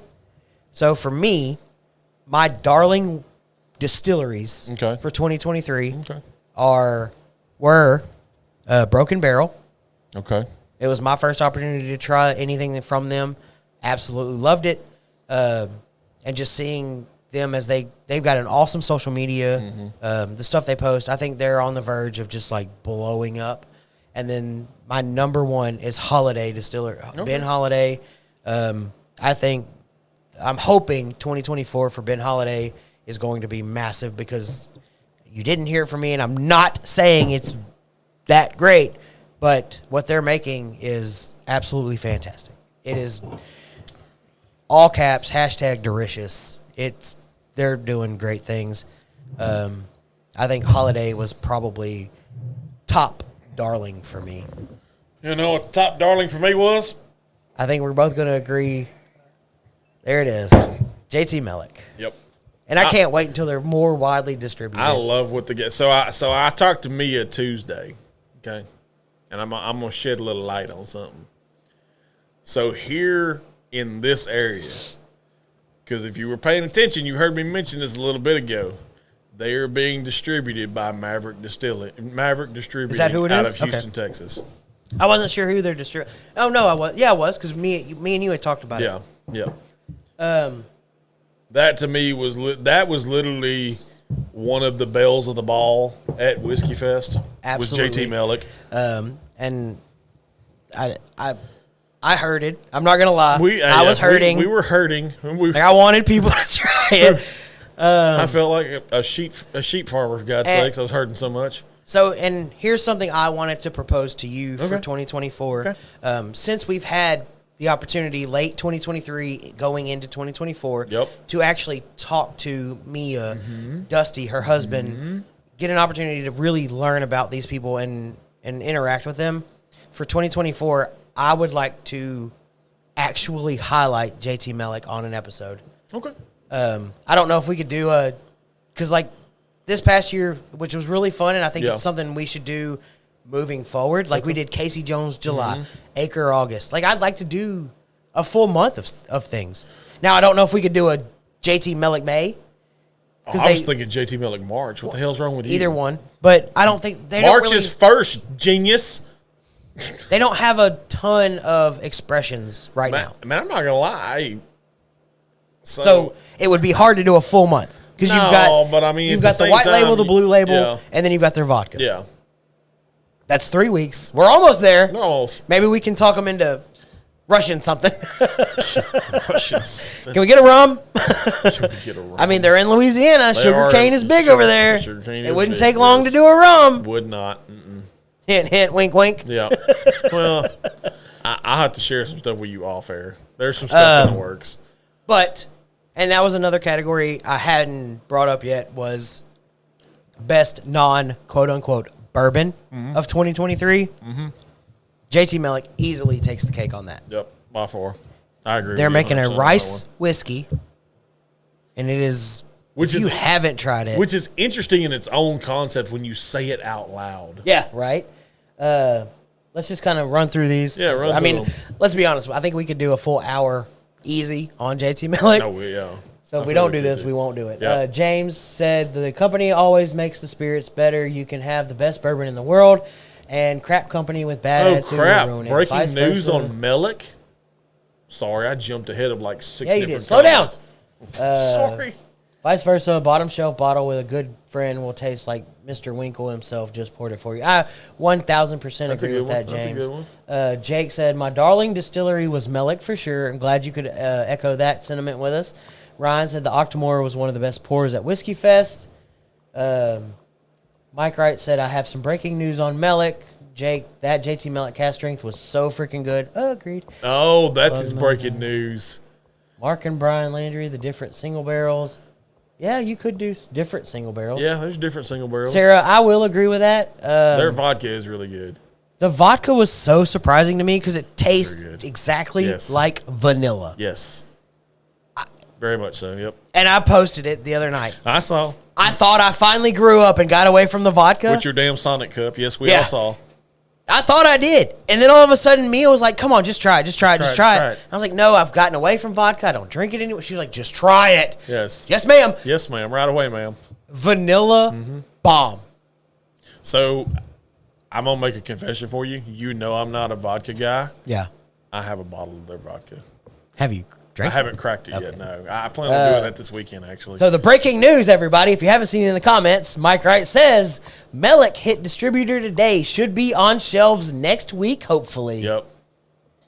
Yes. Mia will pull you in quick. Yes, she will. Yes, so freaking quick. Like her energy. Oh, my God. That's big game energy is what that is. For such a little bitty frame, that's big game energy. So I don't know if y'all saw the video. Hopefully everybody follows JT Melick at Frugier Spirits on Instagram.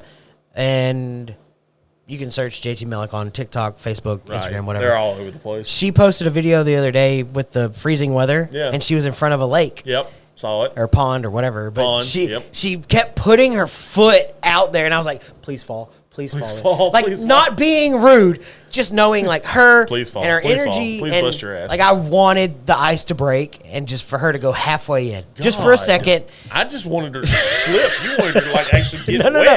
I wanted her foot to go in, and I just wanted it to happen. That's so bad. Funny. I need to slap myself for that. But shout out to Mia, Dusty, JT Melick. They just treated us so awesome at Whiskey Fest. And we couldn't have returned the favor in any different way by hurting more people to them. Because I think everybody needs to try it at least once. Hurt away. Rice whiskey. It sounds weird saying it. It really absolutely does sound weird when you say it out loud. It's like they are. I would like to go back, but I'm pretty sure they're one of the reasons I went with the word delicious. Oh, I'm pouring me a sample here in a second. But it's absolutely delicious. For me, it was the best of both worlds. It's a little bit of bourbon sweetness. It's a little bit of rye spice. It just hits on so many different levels. It does. Can you scroll? I absolutely will scroll. Trying to figure out what we're doing. I had Cash App. I had Cash App. Yay. We like Cash App. I like to shake hands. Yes, everybody. Oh, shit. It went way different. Oh, it went way up, yeah. Where were we? Right there. Keep going. Keep going. Make news. Okay, so it repeated. Okay, got you. JT Melick casting is so freaking good. Agreed. If you hadn't had an opportunity yet, real fast, shout out the Whiskey Idiots. You can find them on Instagram and TikTok. Super cool guys. They're out of California. They won the barrel pick with JT Melick in their 12 days of giveaways, and they just did that barrel pick. It just released on bourbonoutfitter.com. Yep. You can find it. You just hit the search bar, type in JT Melick. It'll pop up. I think there was like less than 60 bottles the last update I got. So if you don't have one and you are interested in getting one, bourbonoutfitter.com. The Whiskey Idiots made a single barrel select with JT Melick. I've got mine coming. Shout out to Eric for helping me out a little bit on that one. Nice. But I haven't had anything from their cast strength selection, like single barrels or just the cast strength overall. Right. So I'm excited to get it and try it. Definitely, it can't be bad, right? Their 90 proof is delicious. The cast strength's got to be even better. That's a 96. 96 proof. Yep. It's got to be it's got to be good, right? I mean, you think, yeah. But yeah, check it out. They will. I've got mine coming, so I'm excited about that. The vodka is really good. Yes, we 100% agree. Yes. And just to kind of go back, I know we touched on it, but Marky and Brian Landry commented the single barrels. I think we could figure out a way to do like a JT Mellick March or a JT Mellick May, and figure that out. But yeah, Mellick Hid Distributors. I'm excited to see it in store. Yes. If you see it in store here in Texas and you're here locally or wherever in Texas, grab a bottle. You won't be disappointed. I promise. If you get a chance to try Lake Street oh, yes. Yeah, so Lake Street did a barrel pick. we actually have a sample. I think you got one. Shout out Chuck for shaking my hand. Yes, I do. It's in the house, actually. Handshakes with friends are always good. I like shaking hands. But we do have the Lake Street. I like Chuck and We could do that one. Yes. So Lake Street. White label, blue label, single barrel, vodka. We could figure it out. We got it. Figure out a March. I think we got a March. Yes. I don't know if I'm going to be able to save my sample for that. That's a long time, bro. But I do have one. Well, That's a really good point. Well, I mean, the good thing about it is Branch is only like 2 hours one way. This is true. I figured it out. I know where to go. I got the lady's number. You want to talk about a fun on location live? It's in the works. I'm working on it. Don't say too much. I I'm don't want to get anybody excited. Working on it. That's all I'm I'm interested saying. in what I'm y'all working get on on the it. nose with that Acre bottle. I get plums and fruit right up front. I could see that. I get like a dark, like kind of black cherry almost from that especially that long haired Jim. Is that one of your pours or no? It is. I hadn't done it yet. I'm still. James said he just lit up some Cuban stock with 10 years of age on it. Dang. Nice. That's what I'm It's talking like about. smoking a Mars bar. Ooh, That's that's pretty interesting. We got you between us and Chuck. We have plenty of I'm sure y'all do. Yeah. Okay, so I may drink my sample before then. Maybe. I don't know. But absolutely, if I would love to do that one because Lake Street Liquor is. Lake Street. Follow those guys. Follow her on Instagram where again. I know I keep shouting, and maybe that's a resolution I need to make for 2024. Spit it out. It ain't yours. Is stop shouting out everybody else's stuff because I love all these. I absolutely sure. do. Yeah. Between JT Mellick, Lake Street Liquor, the Whiskey Idiots, I know I shout out a bunch of different people. I did it on the pregame show with the Whiskey Trip and Big Chief. I continue to do it, but y'all, for real, like all of these people are so cool to meet and talk to and have relationships with.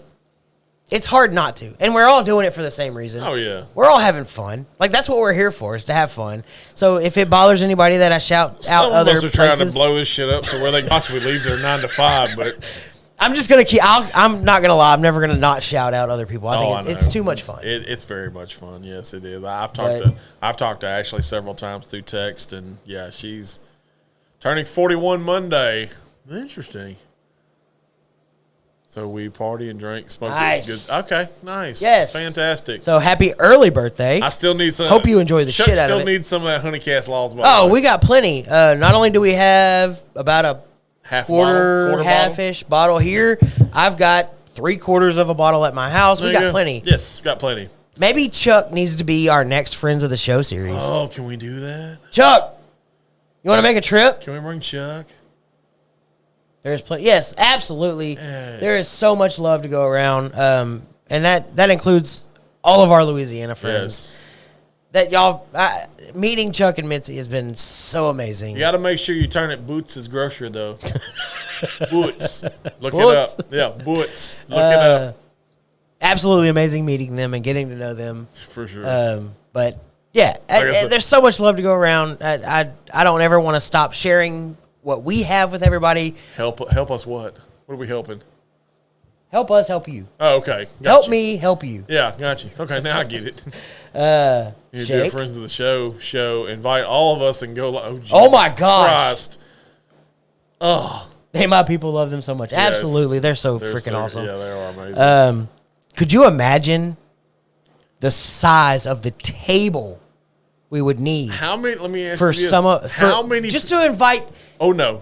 some of these people. Listen, focus, Debbie, focus right here. How many people can we invite in virtually through Collab Cam? Can I find out? That's what I'm asking. I'm asking the damn question. I don't know off the top of my head. Oh, well, damn. Well, give me a minute. I'm going to go tinkle. guy. I'm going to go tinkle. Jesus. He goes tinkle. I'm drinking Mellick. That's all it is to it. I'm drinking Mellick. Yes, what? No. So, do me a favor. Water. What? Huh? Well, always hydrate. Yeah, always. That's number one rule. We've always said that. Yes. Do me a favor. Jake asked the question. I need you to answer the question, and I'll help. Where's the question? What do you get on the nose of the long hair Jim? Okay. So you've got an empty Glen. I do. I've got an empty Glen. I'm gonna Pour rinse. me up a little bit. I'm gonna here. rinse. Rinse me. I'm gonna rinse. If you don't mind. I'll rinse you. No, dude, you get a little bit of a rinse. You ain't getting a real deep He asked rinse. me previously, and I told him I needed to re-explore it, and I just had. Oh my god. I gotta deal with damn peacocks and shit. My peacock. Gotta love it, dude. Alright, let's rinse this out. Swirly, swirly, swirly, swirly, swirly. Yes, rinsing. Fantastic. Okay. Put the Mellick off to the side. I'll come back to that. The Mellick's going to be part of the last call tonight. Let me wet this cork. Wet the cork. Pull the lid. Ooh, not bad. Not bad. Okay. A little bit there. Kept that. All right, there's yours. There's your little bit of a... Oh, that's my rinsey rinse? Well, I ran out of water. That's fine. Sorry. Don't run out of water. Well, I ran out of water out of my can, my beautiful white can of liquid death. What did I? I don't know. That was weird. What did you have? I don't know. No clue. Yeah. Jake Echo again. Yes, God dang, Chuck. Yes, comma to the top. Chuck gets Comma it. to the top. Chuck gets the reference. I love it. Fantastic.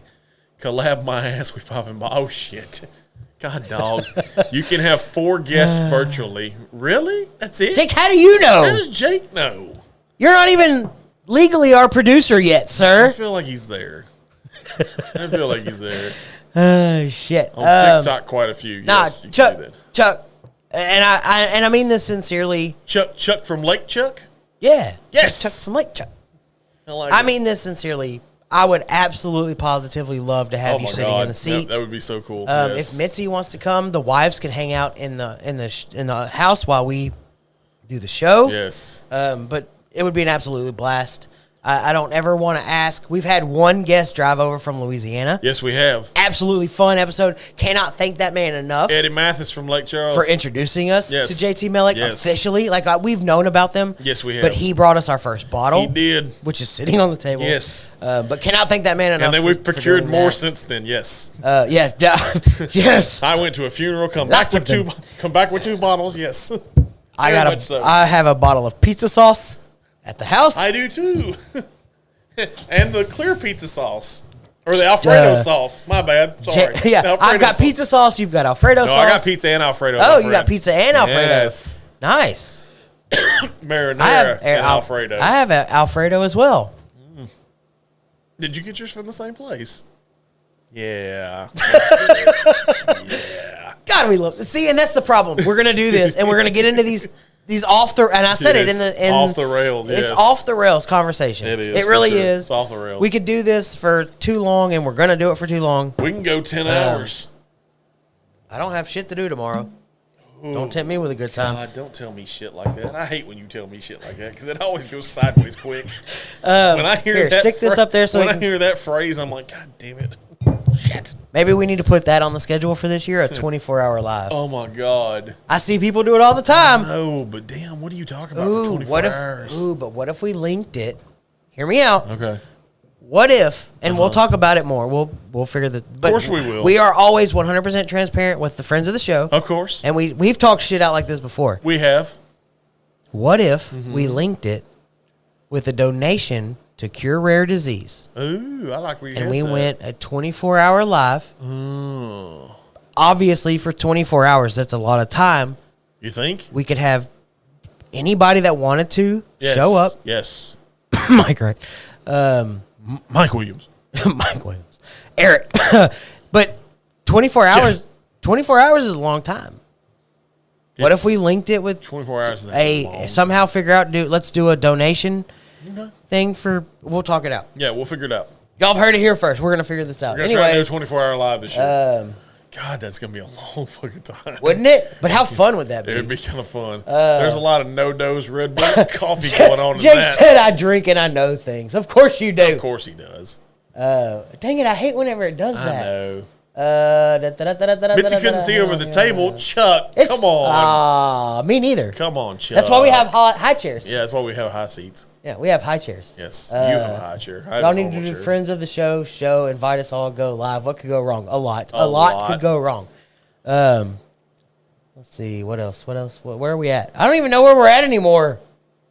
Rotating people into the chair. Yes, absolutely. Rotating people. 24 hours, rotate everybody that wants to come on. Come on. Ryan, obviously, is always invited. Just don't bring Jen. Bring whatever. But always come on TikTok, quite a few. That might be an interesting thing. Collab my ass, we popping bottles. Yeah, we saw that. Let's see. Mitzi couldn't see over the table. That would be funny. Ooh, Chuck's got an interesting point. I challenge that anyone that shows up donate. Nice. I challenge that anyone shows 100. up to donate 100. 100. Keep it 100. Yes, Better definitely have better have that the Liquid IV, Brady.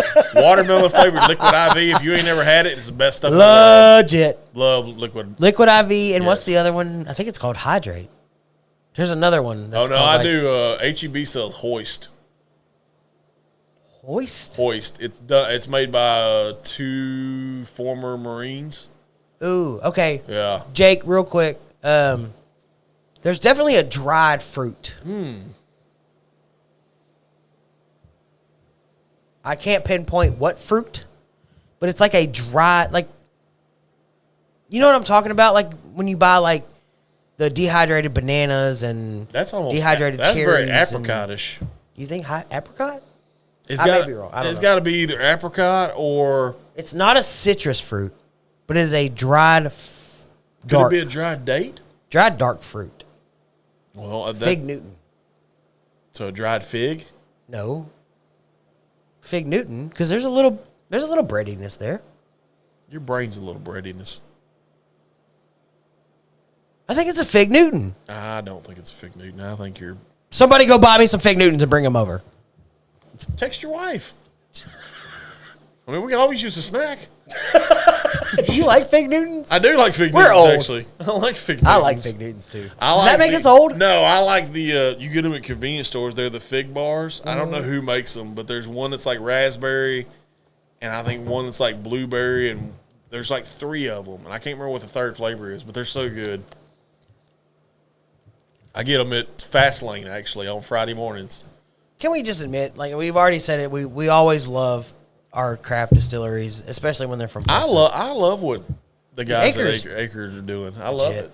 That was kind of the in parentheses surprise whiskey of the year, or because the Buffalo Trace peated experimental that Mike Wright brought, but my in parentheses was the Texas Smoked. That's a good one. That was one I didn't fully expect to love. Yeah.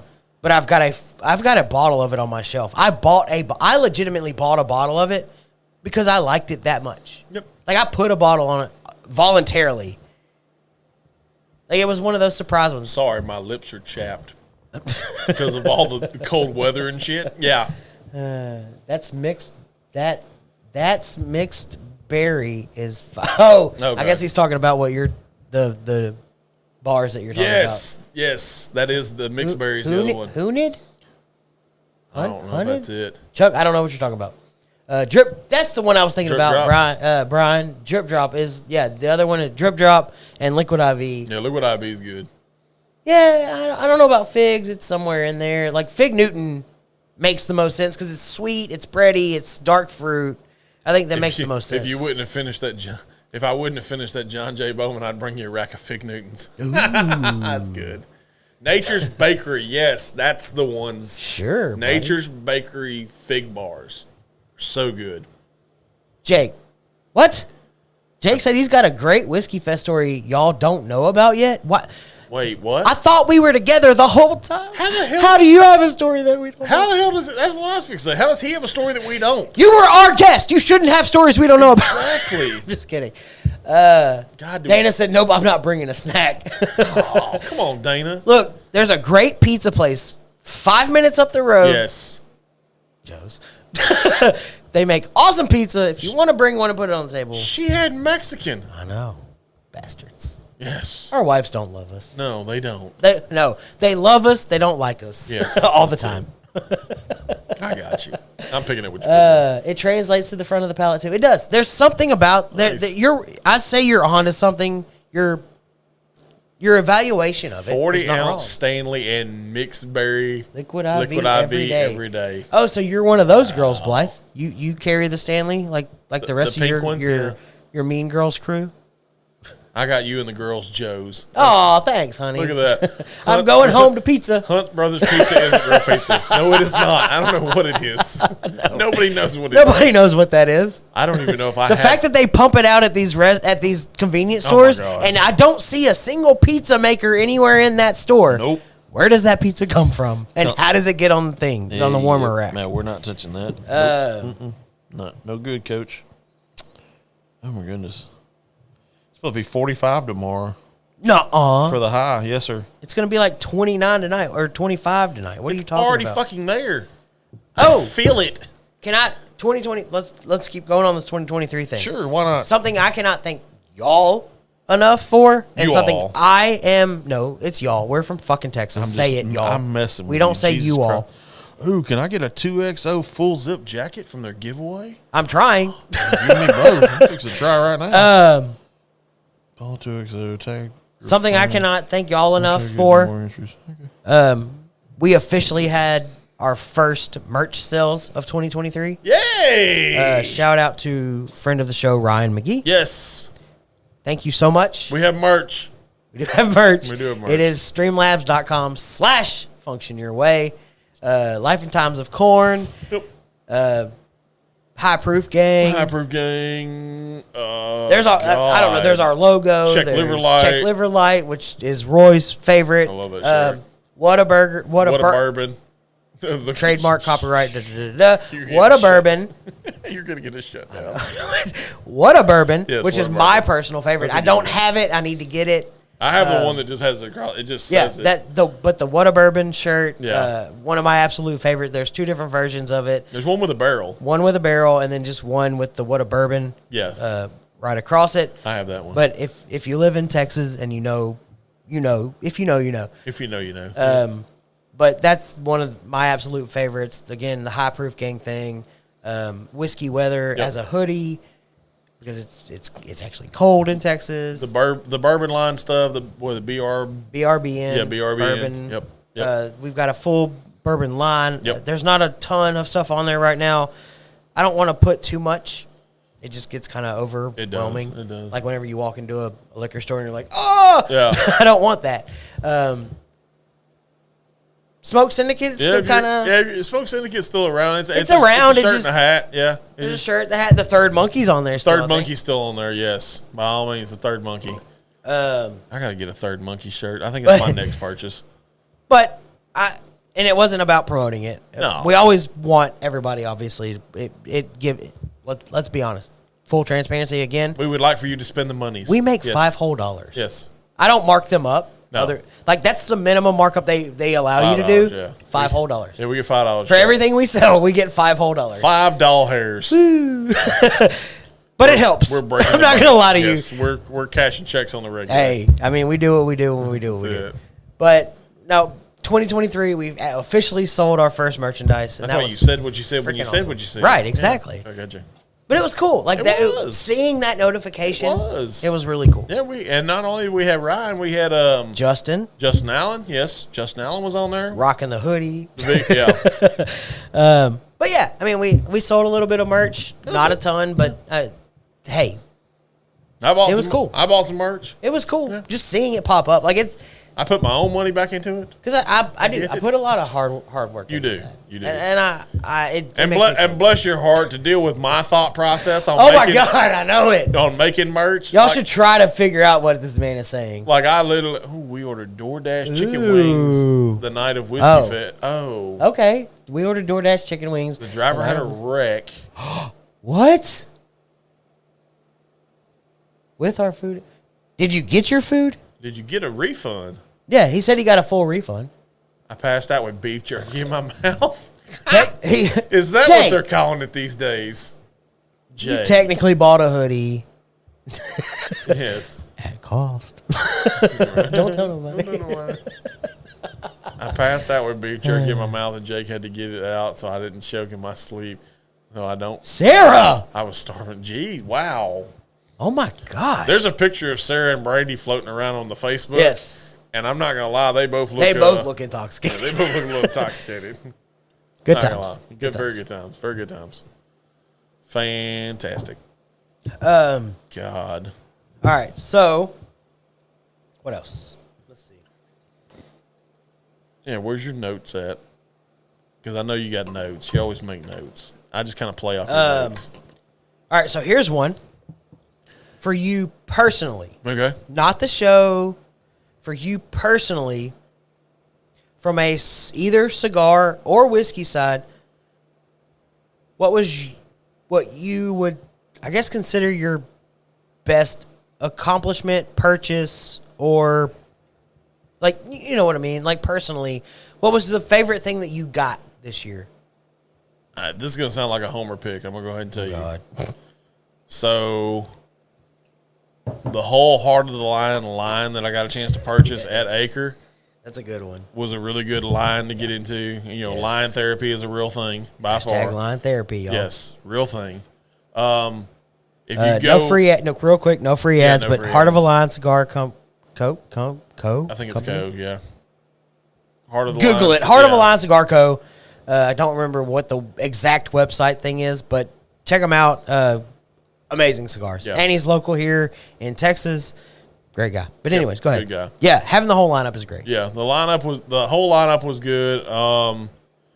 Getting to talk to Derek Matthews with Black Label Trading, Blackwork Studios, who's I think the national sales manager. I think that was a good little thing. Getting their stuff in studio, getting to try it. God, cannot shout out enough Mike from Cigar Hustler out in Miami, Miami-ish.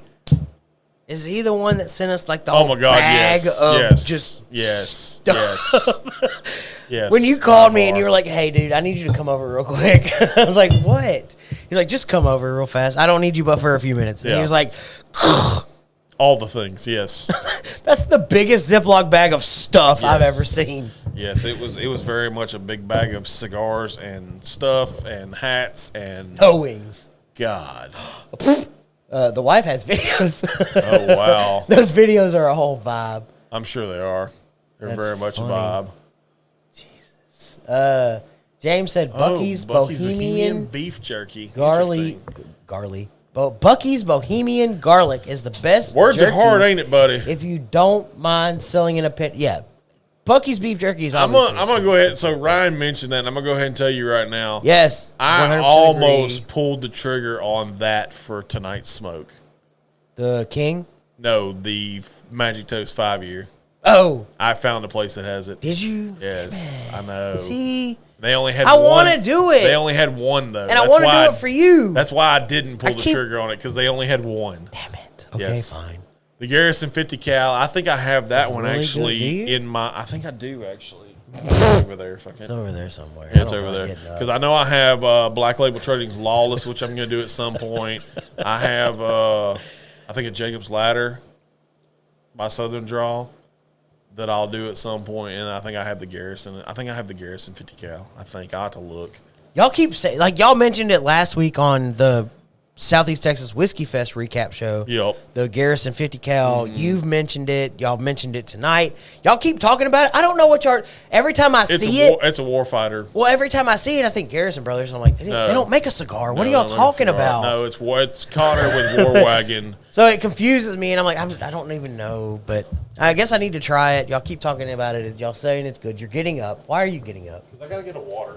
And plus, now I'm curious if I have that. Jake, yes, I will, and we did it that night on the virtual happy hour, and I thank you again for doing that with us, along with Southeast Texas Whiskey Fest. But we did the King that night, and it was just freaking phenomenal.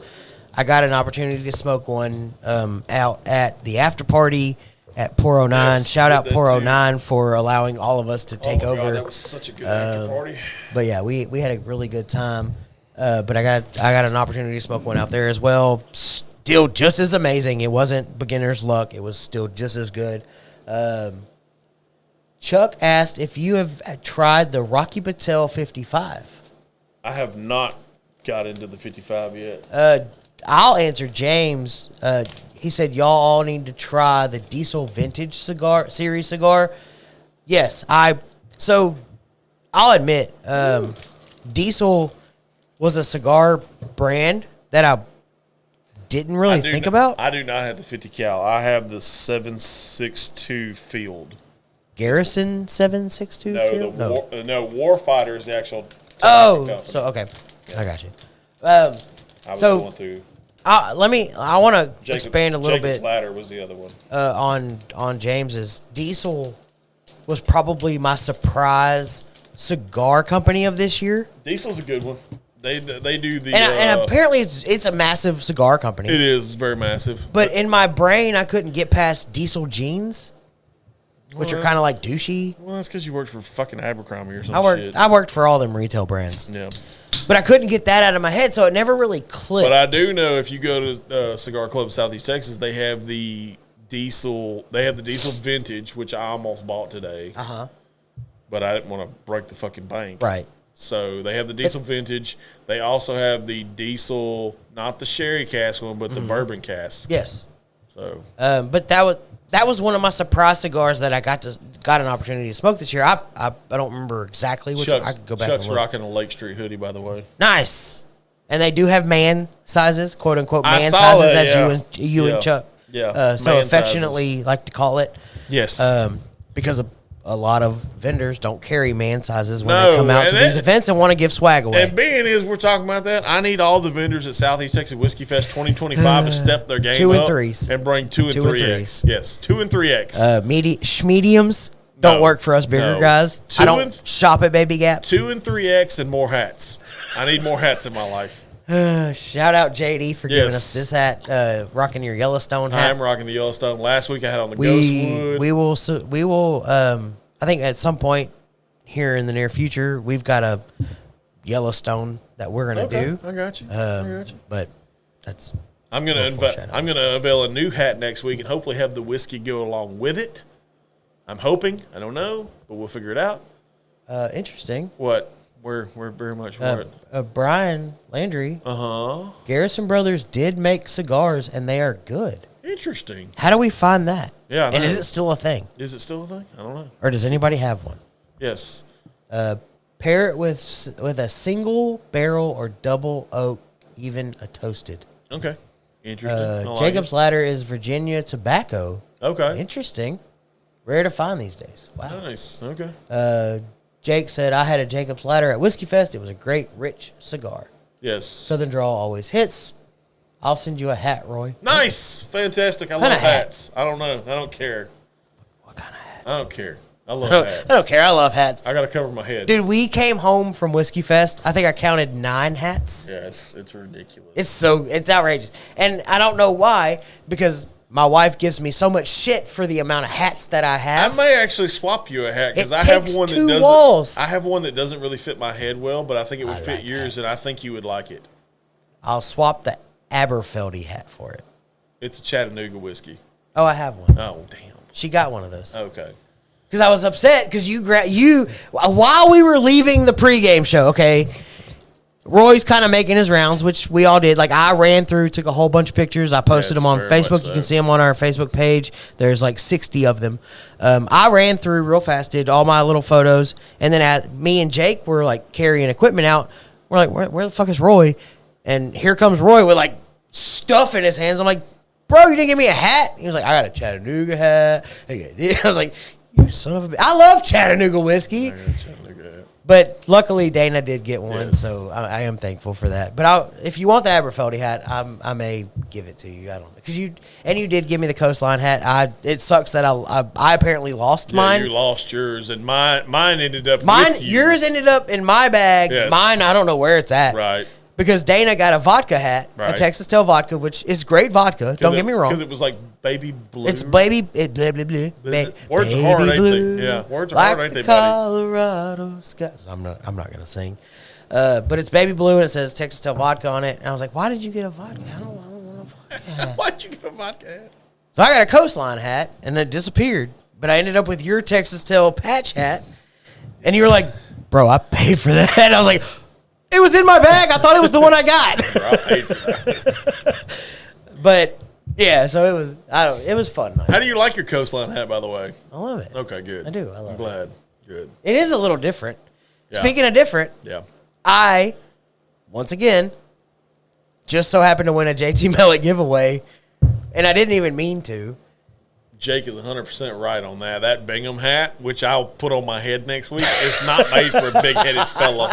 I'm just going to go ahead and say it. Y'all struggled with that hat so Bingham, much. I need you to step your hat game Like, up I was just just a little trying bit. to put stuff on the table to show everybody, and y'all were, like, putting it on. Ooh. And y'all legit struggled.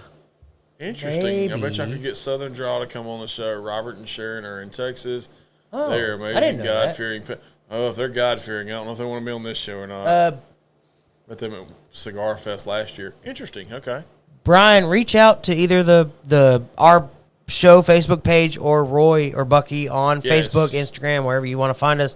I would if you can, I would definitely be interested. At least just one, yeah, even if Roy yeah. had the opportunity to do a review of it, one, two. that would be great. Yeah. Obviously, 2 would be fantastic, but I'm not going to get greedy. I would just Fabulous. being that Roy's the cigar guy, even if he got an opportunity to do one, that would be Nice. great. A review. But yeah, if you're okay with it, reach out. Would love to do that on the show. Yeah, going back to what you were saying, Nice. James, that would be awesome That if would be Southern really Draw cool, yeah. would do it.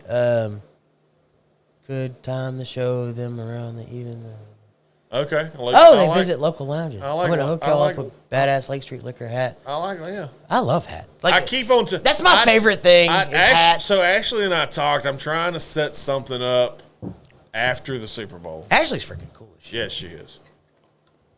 But I'm trying to set something up after Super Bowl. Like, I'll admit, what they do as a liquor store is probably one of the coolest It really is. It's where things. it's where the cool kids hang. Yeah. That I've seen on social media from a liquor store. Right, for sure. But- Faux show. Yeah. What else? love Okay, it. so you kind of named a few personal favorites. I did. So for me, it was a very easy choice. Penelope. Yeah. So 2023 allowed me the opportunity to have the full lineup of Penelope. And I thought that was really allowed really him to be a Penelope head. Penelope Posse. Hashtag Wait it. a minute, y'all actually Put have it a- on the board. You actually have a thing? I've made it up. Penelope Posse. I think I made it up. Boy, that could get screwed up so many it different could. ways. Really, really fast, really easy. Yes. But I do. So, We play loose and fast around here, damn it. and I don't have every like single barrel, and I don't have obviously, but every expression that is available on their website that they list, I own at least one of those. Nice. So I do have, and that was for me personally. I thought that was really cool. I love Penelope, you know that. I love JD. He's JD's a awesome, good dude. He's an awesome freaking dude. Did you? By the way, talking about JD, I love JD's poker face. When What do you mean? He come walking up with you a shirt, and I said, "Brother, can't get a hat." And JD kind of looked at me like, "Damn it." Shout out JD. He's a good awesome. dude though. He's funny. I got a like Penelope JD. shirt Yeah, and you a did. Yellowstone hat. Yeah. Does the shirt actually fit? I haven't even put it on yet. Is it a 2X? I hope so. Otherwise, it's gonna be medium baby gap on the show. I'm gonna rock it on the show one day. Penelope Posse. No, but I don't. And Well, I don't if even, you're starting Penelope Posse, hashtag damn it, Penelope I Posse. got one for you. We're going Mellick Mafia, damn it. Ooh, Put that on the board. put it on the board. All right, maybe new shirts. Penelope Posse, Mellick Mafia. I like it. I like it. Where we're going. I like where I we're like going. it a lot. I like Hey, it. y'all want to reach out and do a deal? We got these. But I kept trying to tell Mike, everybody wants Southeast Texas Whiskey Fest merch. I know a guy. They do exist. PP peeps. PPPs. Obviously, Rio. I'd have to answer James' question. For me, it's Rio. Like, I like the Rio. Now, granted, I have not tried the American. I like how you pause. I have not tried the American light whiskey yet. Either one of them, James. That would be my first. That would be my first question. You said American light. Which one? Or have you tried them both, the 13-year and the 15-year? I don't think I've tried either one, honestly. And thank you again. I've already told him. Thank you again to Ryan. He allowed me to have the 13-year, and I also have the 15-year. I got you. My personal favorite Penelope is going to be the Tokai cask finish rye that they have. It's also what? Delicious. Also, it's Marky. I'm sorry. Okay. I shouldn't have assumed. I apologize. Okay. I don't. We had a previous viewer that had dual names, and I got yelled at because I would say the other name, and it was the other one. See, I did it again. I'm sorry, y'all. I never know. Your boy Jake, Melic Mafia dope. Exactly. He's me a shirt immediately. Exactly. Second is 9-year. The Dr. Pepper of bourbon. Interesting. That's a good that's an interesting concept. James, I know we talk about it all the time. Eventually, we're gonna fucking do it, but we need to get together. Yes. I'll let you try the 13 versus the 15. We're just gonna have to we're just gonna go to Mount Bellevue for a day. At some point, we're just gonna have to go out there, maybe. And I don't know if it would be alive or maybe we record something and try to put it out. Maybe. But either way, I think we need to do something. James, you've been awesome since the moment we all kind of figured this whole thing out and met you. I'm working on a side project. If I can pull it off, it'll give us the ability to have 4 wireless lapel mics. Wireless lapel mics. Wireless. Okay. I was gonna say we have 4 lapel mics. Wireless. Wiry. I'm wiry. God, we play too much. But that's something I would happily share with anybody. The entire Penelope lineup is for me, it's like asking you to pick a favorite. I go back to what I said. For me, it's Rio. Like right now, based off of what I've tried, it's Rio. I'd probably go Tokai.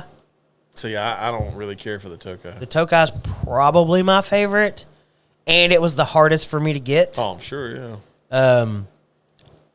9-year was absolutely delicious. For me, both American light whiskeys, awesome. But the toasted rye has there's something about it. I got that song Rio stuck in my head now because of that damn bourbon. There is something about the toasted rye, and I love the fact that they're no longer making that because it's 100% rye. Right. And that's no longer like batch 2 of toasted rye is going to be a different mash bill. Oh, I got you. I got you. I what you're putting down. I've got an open bottle and I've got a spare bottle. That's how much I love it. So how much you put your knee pads on for it? Oh yeah, okay. Absolutely. You and your damn attaboy.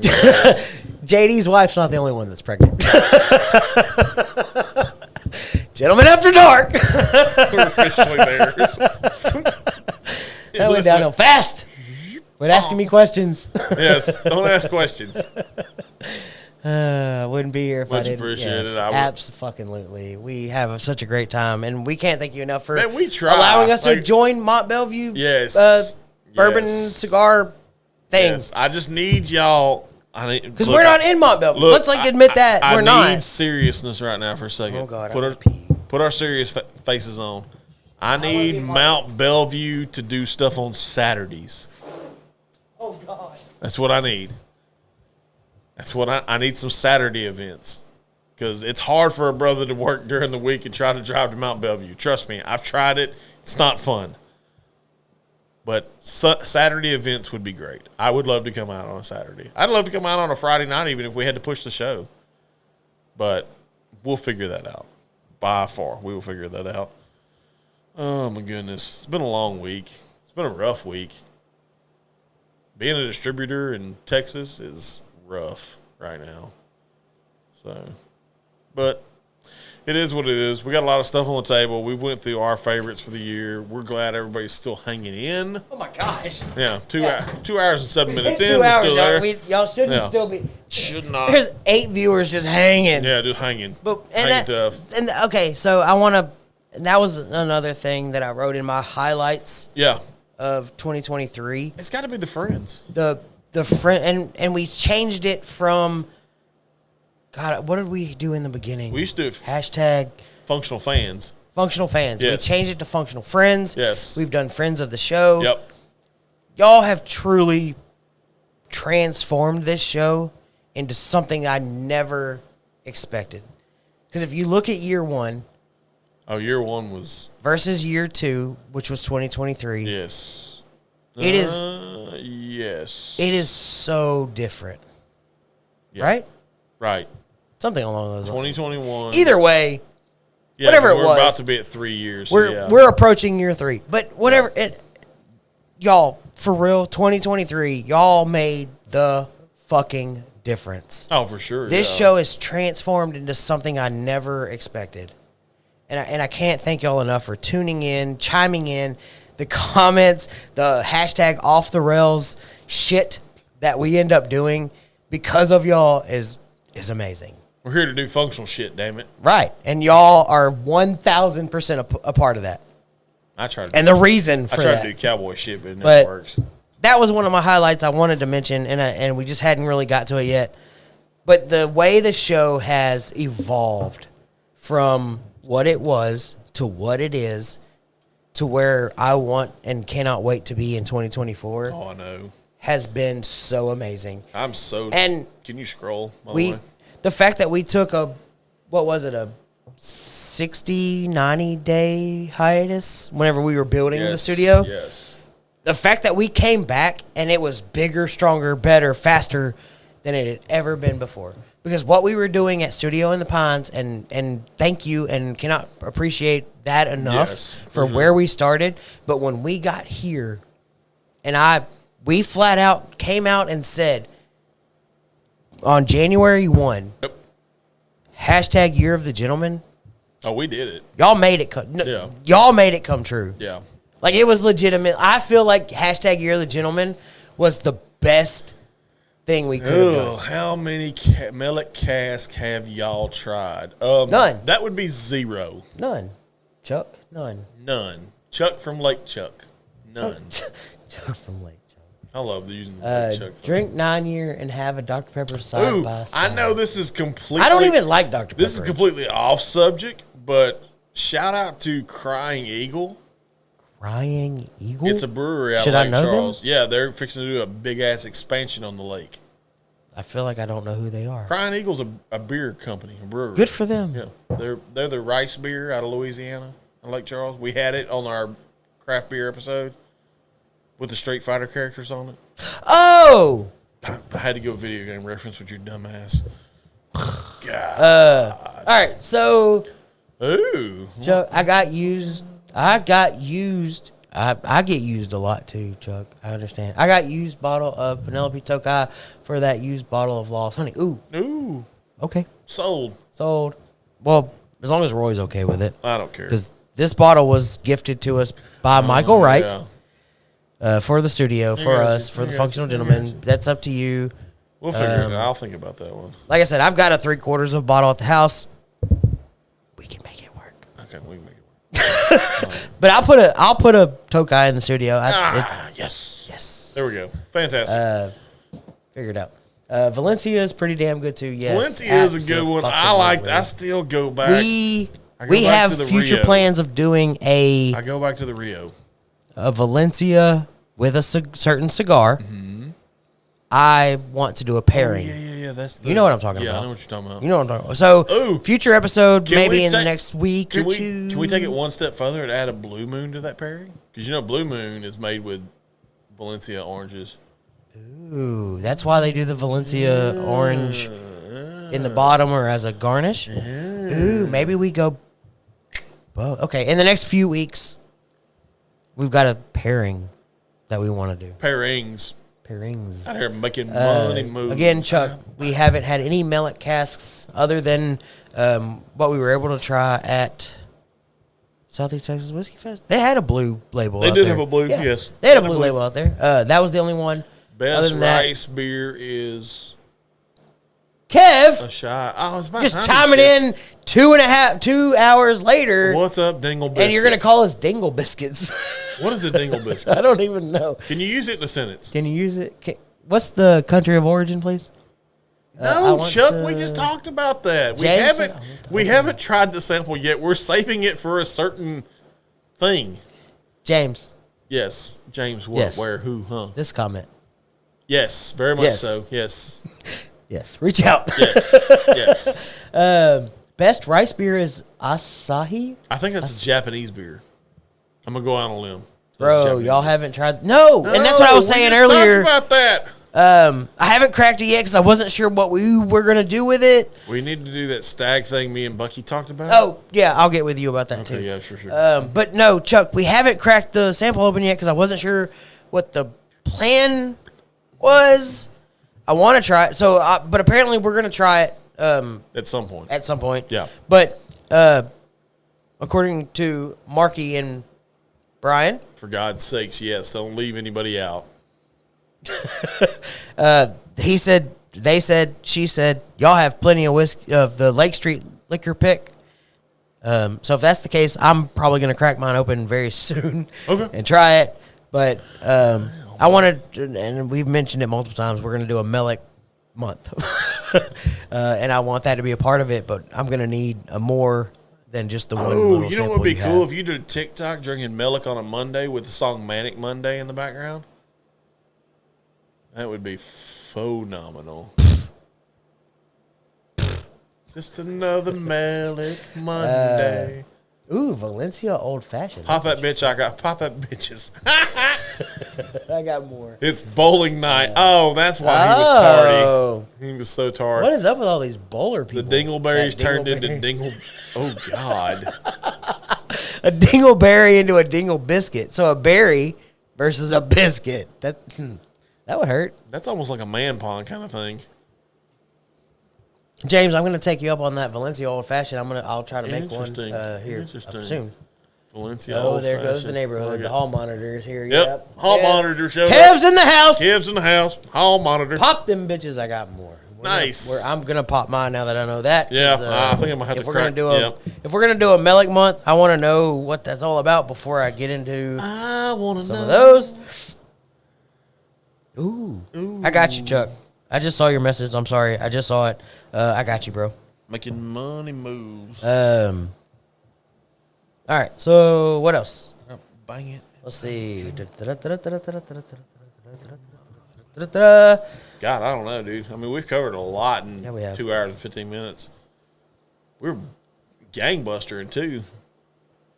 I don't know. All right. So in order, I'm just going to run through it real fast to make sure we covered it. You asked about the overall favorite live. That was the first one I put on the Acre Live, Distilling Live, and the time we were able to spend there at the distillery was by far just an amazing experience overall. You rode a barrel? Yeah, I rode a barrel. You can see that anywhere you can find me. I like where you. So I'm going to say something. I figured out by the shorts you were wearing where we took the picture of the barrel that you used for the recap thing. Oh, no. That was at Bee Cave. Yeah. Yeah. I figured out by your shorts. The BK, yeah, that was your green shorts. Yeah. Yes, very much. Because you're always in shorts. The second note I made, except for today. Yeah, it's chilly, y'all. You think? The second thing I wrote down was a legitimate table full of whiskey with Clint coming on. Oh God, yes, which obviously included Aaron Shepnick from Smoke Wagon. Very much. If you don't follow Aaron, he's phenomenal. And Smoke Wagon on Instagram, give that dude a follow. I know I'm going to do it a million times this year. Y'all can hate me if you want, but Aaron Shepnick and Smoke Wagon, follow them. He gives so much more behind the scenes look than so many other people. He really does. That's blending the cool batches and some of his shit's pretty funny. He makes stupid songs and puts mouths on whiskey bottles and it's his mouth. It's hilarious. It's stupid. But y'all give that dude a follow. He's phenomenal. If you haven't seen the interview, he was great to have on the show. Yes, very much. Go back, find it. Even if you just watched the first 45 minutes of that episode and not the last, 4 hours, because we got pretty drunk. Just watch the interview. Just watch the Shepnick interview. Just watch the interview and then shut it off. We may have to cut that down just to the Shepnick interview and just be like, shit. Oh, yes. No, what? Something else I loved about 2023, and I hope we can continue into 2024. The multiverse of the gentleman. Oh, yeah. The functional multiverse. Functional multiverse. Yeah, I got you. That was fun. We need to functionally insulate this bitch is what we need to do because summer's coming. That's a whole different issue.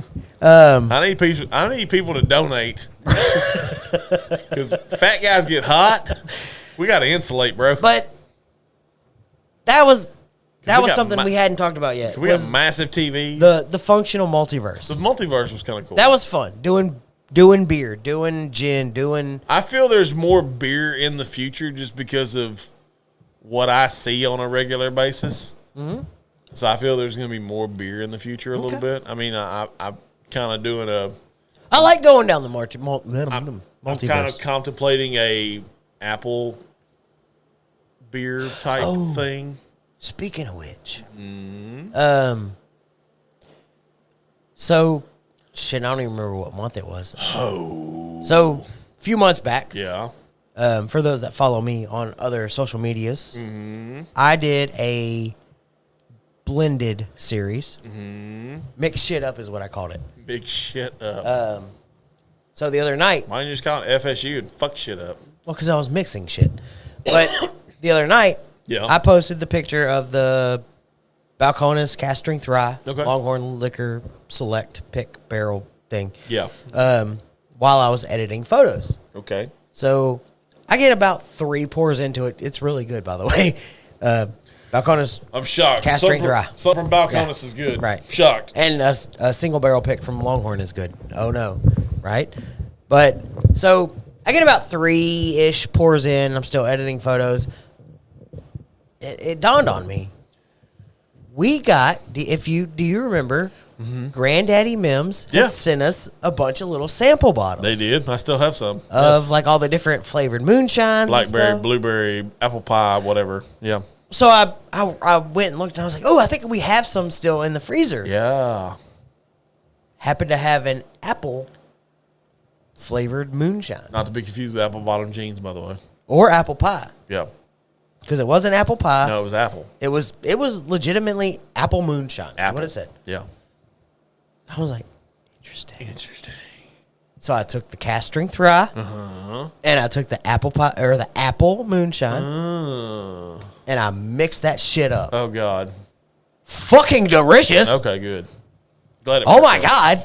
Yeah, Tommy Townsend and the crew out there in Georgia, they make some good moonshine. I'm not gonna lie. No, and they do. And shout out to those guys for sending us those samples. It's just not really what we do, and we had that conversation with him. They understood that. But I grabbed his moonshine out of the freezer, and I was like, pop, pop, pop, pop. Bada bing, bada boom. Apple moonshine and cast strength rye whiskey. Okay. It's a very nice mix. Okay. Interesting. Just FYI. I like it. Oh, good Lord. Burger King. What? That barrel has noted of Bucky nuts. Bucky nuts. I've heard they're mini good. Split, baby. Nice and toasty in my garage. Yeah. Well, the problem is not just the mini split. The problem is the fact that we need more insulation on the roof. The roof. No, mixed Penelope. Oh. Interesting. What? Oh, man, on that note, mix Penelope Rio with Toasted. Oh, I think he's talking about Penelope Toasted and Penelope Rio. Toasted bourbon or toasted rye? Hell, go toasted rye. Fuck it. Please specify.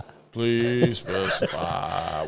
Yeah, so, and I actually sent Roy pretty early on into this whole venture a split unit that I found on Facebook Marketplace, of all places. Right. For a really good price. Yes. And just, the problem is, again, me and Roy are funding this whole operation. And we're not rich. No, not even close. Not close to rich. We don't have that daddy's uncle's money. We don't have daddy's money and mama's good looks. Is that what you're saying? Exactly. More laughs than a stack of comic books. The fact that we accomplished this was nuts. I'm impressed. Oh, I get it. I agree. I don't want to sweat during the summer anymore. Like, that was miserable. I'm not going to lie to y'all. Like, it sucks wiping our face during the entire fucking show. Yeah. Yes, it does. Probably doesn't have any copper in it. Suck. Okay. Interesting. Talk shit, get hit. Yep. No copper. I got you. All right, so the Clinton episode. Did that. Second, for me personally, the whole lineup of Penelope. That was a good one. Our first merch sales. Shout out to Ryan and Justin for that. That was a good one. Yep. An easy and obvious answer is every single episode with Mike Wright on it. Yeah, because there was a lot of them. Always fun. Yes. I think by the time it all was said and done, I said we were on like part 6 of Mike Wright. I think he's been on like 6 or 7 times. I don't know the exact number, but I want to say it's 6 or 7. Every time he wants to come on, and we made the joke that people are going to start asking where he is whenever we don't do episodes with him. Yeah, that's very true. That's very, very true. But going into 2024... I should have kept a jacket on for this one. It's chilly, huh? A little bit. Going into 2024, obviously, same thing. He is always invited on the show. And that goes for anybody. If you're in the Silsbee area... if you're not in the Silsbee area... if you're not in the Silsbee area, we'll figure it out. We'll figure it out. We're good guys. Let's get together. We'll figure it out. We'll come to you. You come to us. I think I am fixing to put my jacket back on. It's fine. Fucking cold in here. Do you, boo-boo? I don't feel like You've shown off the life and times of corn. You did your job. You get paid. Look good. You play good. You pay good. That's right. Nobody's getting paid. Penelope toasted barrel strength and Rio equals toasted marshmallows and cinnamon. Ooh. I see where you're going with that. I like where your head's at. I figured it out. Figured what out? What did you figure out? I want to know what you figured out. I want to know what he figured out too. Oh, it's so much better. Can I figure it out? I'm not that smart. I'm not a smart man. Her out? No, God, no. No, nobody can figure her out. No. You said the word her. No, ain't nobody figuring her out. Well, I mean, somebody can figure somebody out. Sorry, guys. Women. I had to get a jacket on. It was a little chilly. I mean, I don't know what the temperature is outside, but it's. I'm in a sardine can with walls. Yeah. And a little bit of insulation. Shit. But yet we really got to cover that part. This? Yes, because that's where all the air seeps out at. Your flight attendant that Yes. you just did there. We need to cover this part. Yes. This. Hasta si aquí no. Yes. This is a major part of it. There's nothing here. Hasta aquí asi no. Yes. Mix of Oklahoma, Alabama, and Texas. God. Oh, what? That's a good mix. No, you can take that Oklahoma shit out. Oh, I figured out how to get together. Exactly. No. Yeah, he figured it out. He did. Yes. But we can figure, and that's and kind of, I guess, since we've talked a lot about 2023, we've got our favorite pours. We do. Looking ahead to 2024, that's always an open invitation. Please, please, please, please, everybody that tunes in, that comments, friends of the show, if you're just now finding our show, if you're a distillery, I honestly don't give a shit. Nope. If you want to come on, we can make it happen. Yes, we can. Whether it's a collab cam invite, if you want to come sit in this empty chair that is kept warm often by Mike Wright. Mike Wright, if you want to continue to come on the show, you're more than welcome. Eric, I guess you can come on if you want. I feel we need to bring I'm just tired of hearing him bitch. I feel we need to bring Eric on at some point. Just to make the guy happy. Yeah. I don't know. It's fine. Eric, come on, I guess. Yeah, come on with it. We'll figure it out. But we got time in serious. February. We can figure it out. We've called it multiple times, the Friends of the Show episode. It's always fun. We have a great fucking time. We do. Please, what we started to ask after the Clint episode is that you don't fill our table with bottles of whiskey because things happen. Yes. We forget things. The next morning's interesting at the houses. You want to bring 2, 3, 4 bottles? 4-bottle limit. That's what we're putting. Good with it. 2024, 4-bottle limit. We'll have a good time. I'll bring a few bottles. Yes. You'll bring a few bottles. We've got plenty of bottles in the studio. And the bottles will expand at some point. Oh yeah, God yeah. But, I mean, we're running out of space again. I feel we need another. But that's the biggest thing going into 2024. We've kind of talked about it a little bit. I want to expand the merch line just a little bit more. 2024 is an election year. I want to get our election campaign. Make whiskey cheap again out there.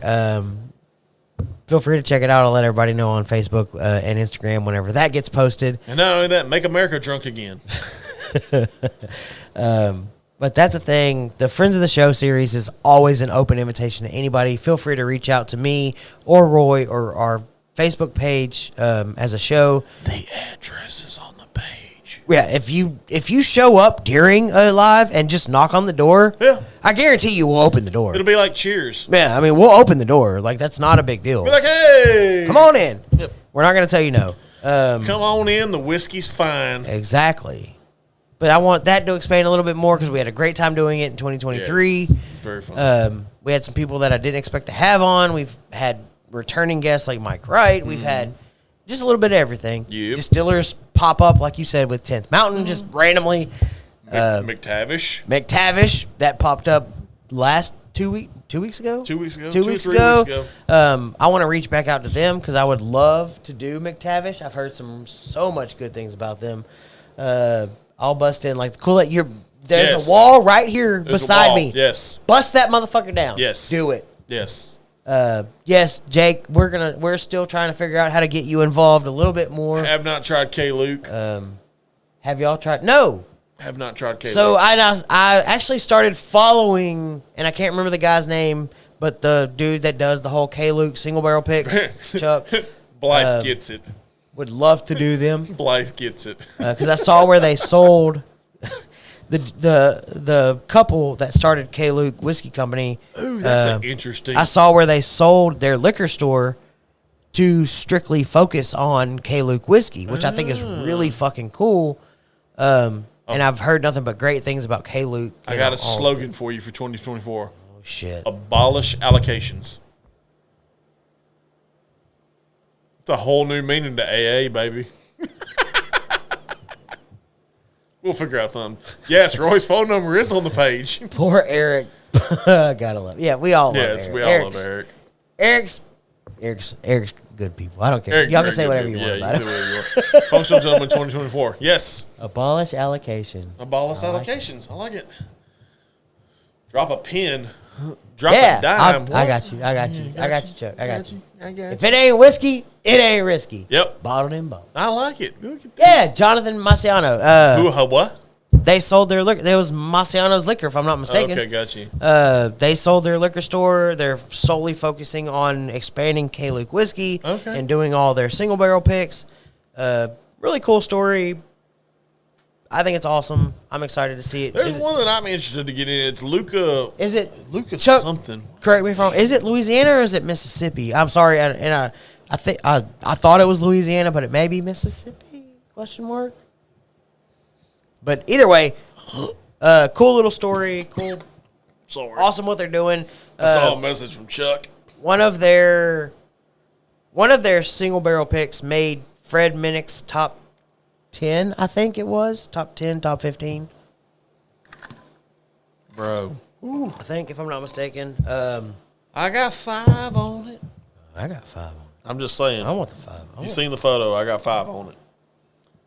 I just keep getting Chuck Bradley sent to a message. I know, right? Y'all do know we're doing a live show. That's the whole point of it, man. No, but, and again, that goes back to what 2023 brought for us. Mm-hmm. The messages, the personal relationships we've built with everybody, growing the show, the comments, the fact that it can go off the rails because of the comments is kind of cool. I am curious. I want to pick Chuck's brain. Chucky Chuck. 3-7 distillery out of New Orleans. They make a Bywater bourbon. Never heard of it. That's based off the Bywater neighborhood in New Orleans. I'm interested if it's across the state line or not. Like in Lake Charles. And is it distilled in Louisiana? It is. It's distilled in New Orleans. Like, they're distilling, aging, bottling. Yes, from what I understand, yes. They're not sourcing, I guess is what I'm asking. From what I understand, it's always just kind of curious for me. They make a Saint Rock. Because what was the one Ryan gave us 2 years ago? Sugarfield. Yeah. That was a good one. That was a good one. Well, out of Indiana. Do we still have that bottle? It's in the refrigerator, yeah. Refrigerator, yep. In this refrigerator? No, my garage refrigerator. Fuck the Weller Rainbow.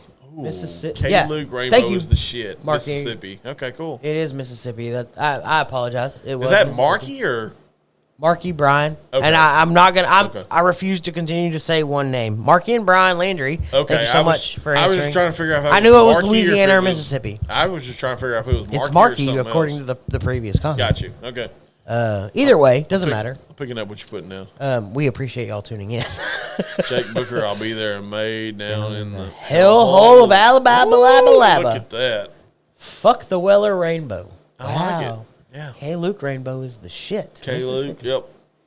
The only thing I ask, if you call my phone, at least send me a text first. Let me know who the hell you are, because I ain't answering numbers. I don't know. Chuck, we're still gonna do the Weller Rainbow. You can say fuck it all you want. Bourbon tradition, and it was okay. I have only tried Louisiana bourbon tradition. Oh wow! Trash. I poured it down the drain. Holy Interesting. moly! Brian's working. Oh yeah. Okay, so it actually is Marky. I guess. Oh okay. Oh yeah.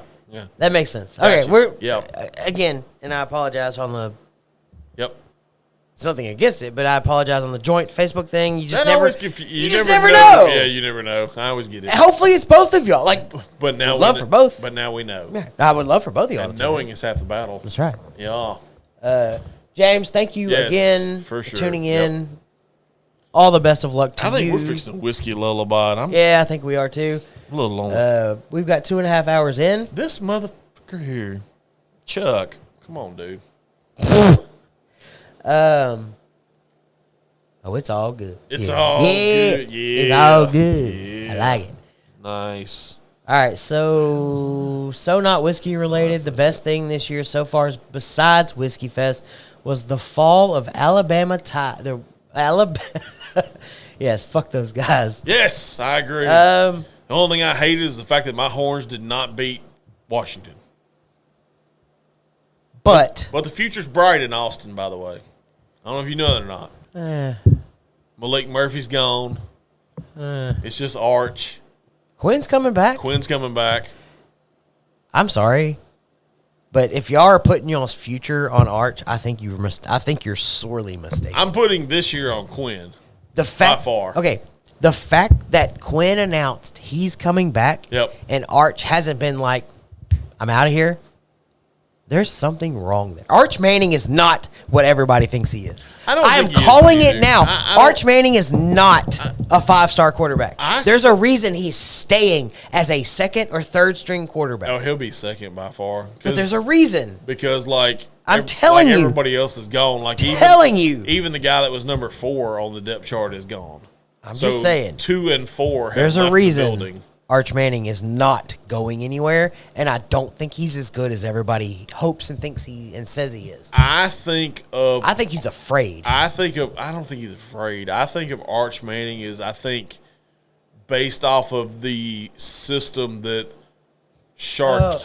Shit. Okay. Somebody wrote my number on a truck stock bathroom. I'm so sorry. I know who, Chuck. Thank you for clarifying. I know who we're talking about now. Oh, yeah. I know now. Okay. She was the dark-headed lady. Yes, I get it. I got it. Yes, go Tigers by far. I can agree with that. Go Tigers. Go Tigers. I just really hate that y'all can't spell anything with an O correctly. Somebody said F Oklahoma and hook 'em horns in the same sentence. Jake, go fuck yourself. Good night. Love you, brother. Let's stop. No. Thank you again for everything. Helping with this year's Whiskey Fest. Thank you for doing the virtual live. Thank you for everything you've done for our show as far as promoting for us. Yes. We never asked you to do that. No. We truly appreciate it. He's like, these guys are hilarious. I guess. I don't know what he thinks. I don't know what it is. Go Tigers. But Go Tigers. All right, so 2 hours and we're approaching 40 minutes. Yep. I'm going to tinkle one more time. Can you hold it? Okay, go tinkle. Can we do it? Go tinkle, and then we'll last call it. All right. What? Pour us? I don't even know. I have JT Mildick. I'm not pouring shit. Fuck you. Pour me JT Mildick. Oh, goddamn. Shit. Little fucking bladder. I got to pour him shit, too. What the hell? I feel like this is like... Oh, please don't break. Oh, good Lord. There we go. I ain't going to pour him too much. I'm not going to lie. I'm sleeping late tomorrow. So if y'all put my number on a bathroom wall, please tell anybody not to call me early on Saturday. Oh, good Lord. Oh. I had to put a jacket on. It was cold in the studio. Of course, we did. I don't know why, but we have a heater next door. Why didn't we bring the heater? I don't know. Okay, just checking. But it's chilly AF. I don't know why we. Yeah, it is chilly AF, bro. That's what all the cool kids are saying, I think. AF? Yeah. All right, so. All the other kids. JT? Yep, JT. Thank you, sir. With their pumped all right, up let's kicks. do. Yes. Love you too, brother. Yes, fantastic. All right. Let's, I can't really say pay some bills because it's fucking us. But. We don't have to pay bills. Quick couple shout outs, real fast. We don't have to pay bills like some shows do. We'd love to. If y'all know anybody that wants to sponsor a live show on Facebook and YouTube. We don't care if you cook crawfish. We don't care what you do. We love crawfish. Yes, we do. Absolutely love crawfish. Oh, by the way, did you see that the Tiger Hut is doing a thing? The Couillon cookers. Yes. Yeah. I think I'm going to check that out. Yeah, it wouldn't be a bad idea.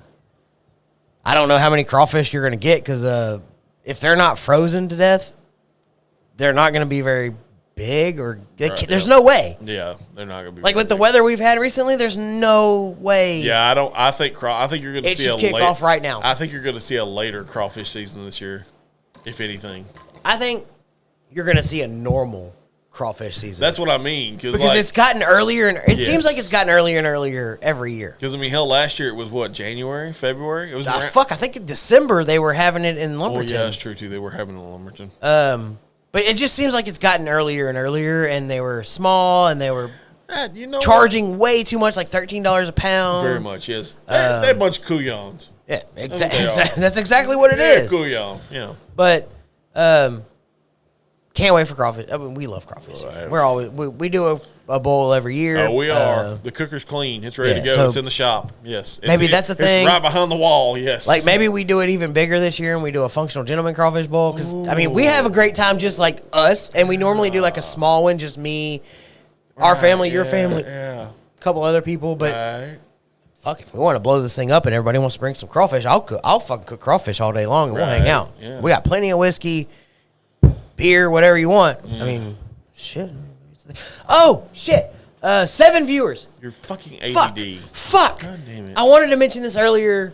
Don't go nowhere, y'all. Y'all will have to come down to do the Chuck Whiskey Tour and Brian and I. Yes. Absolutely. Oh, I like it. Okay. $15 a pound. I ain't gonna see shit. Yeah, no.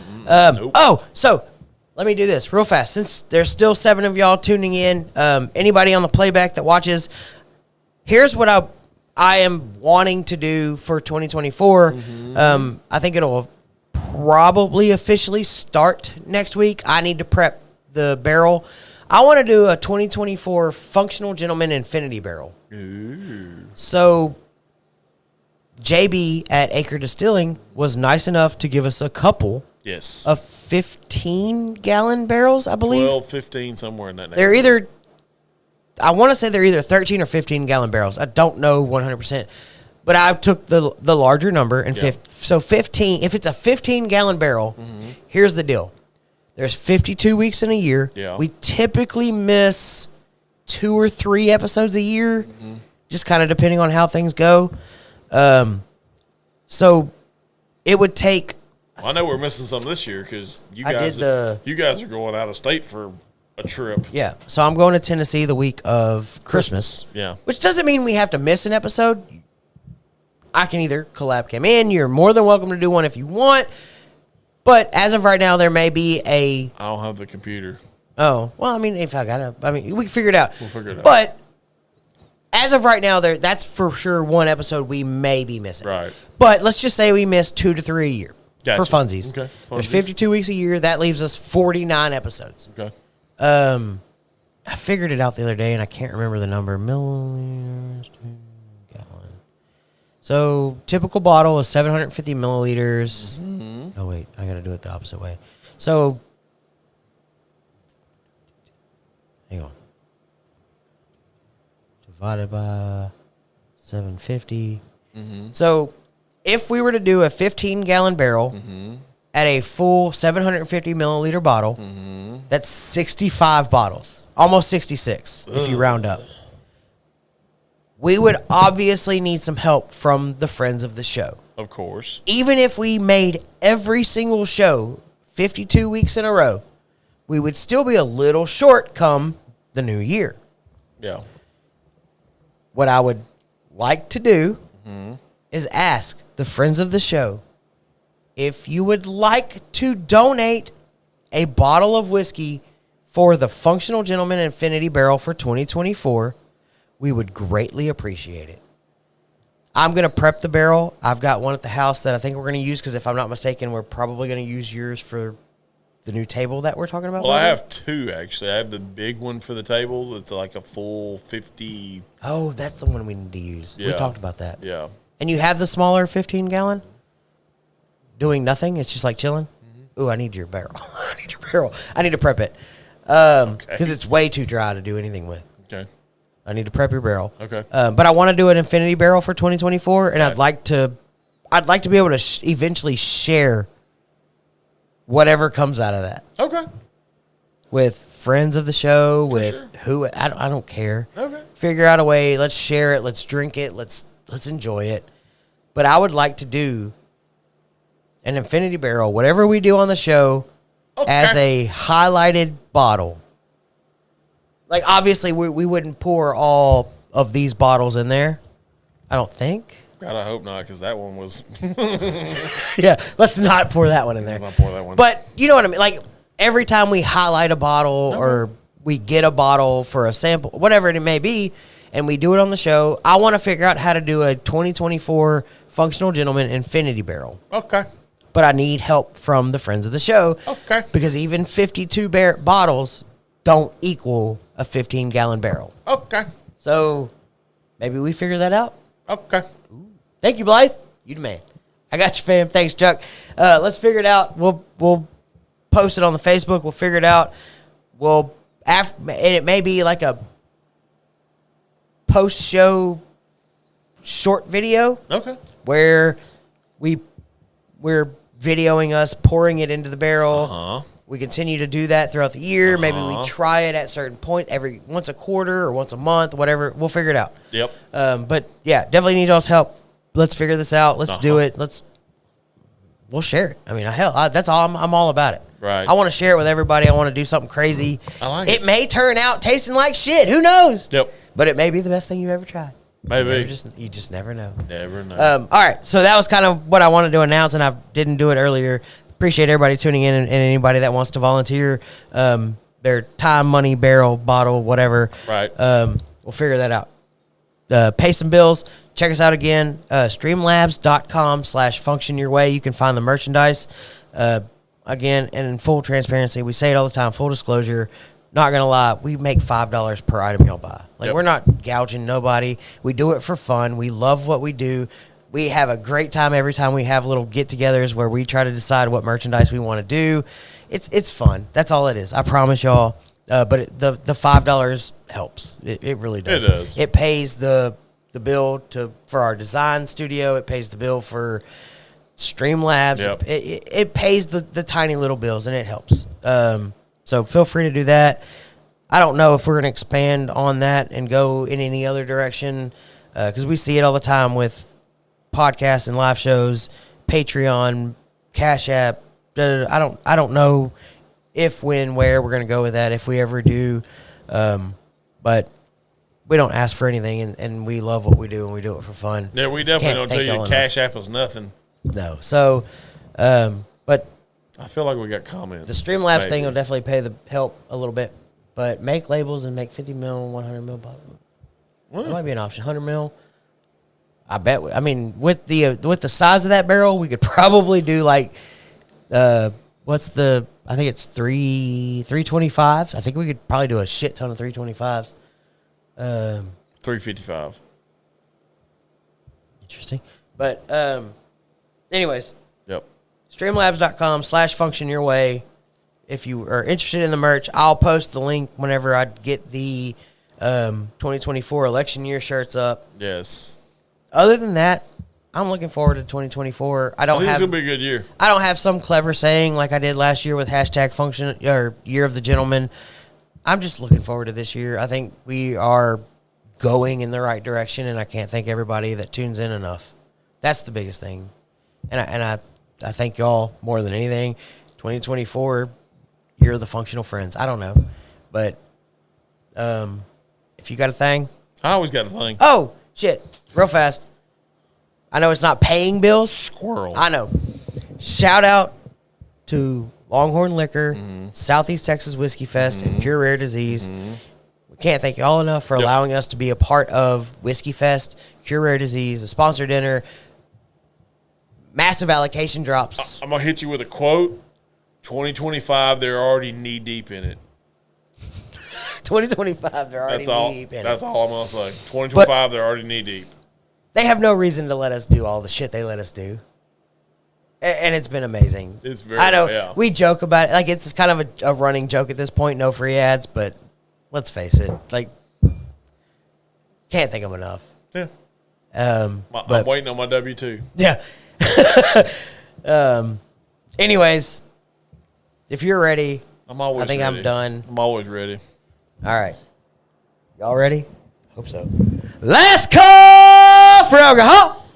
Crack a bottle, pour a bottle, share a bottle, make some decisions, screw some shit up. Let's make poor decisions. Poor decisions. I like that. Look at you. Cheers, everybody. Thank you for tuning in again. Thank you for chiming in. Yep. 375s. That's what I was thinking of. Dysfunctionally functional. Always. Yes. That's what this show is. Can't thank y'all enough. #off the rails. #function your way. #functional friends. We've been the fucking functional gentlemen. This has been a great night. Thank you all for tuning in. Let's do it all over again next week. Hit the fucking button. My tongue get what I deserve. Trendsetter, I got style for you. Ain't seen you at the top, it's been a while for you. Big you up and they look down on you.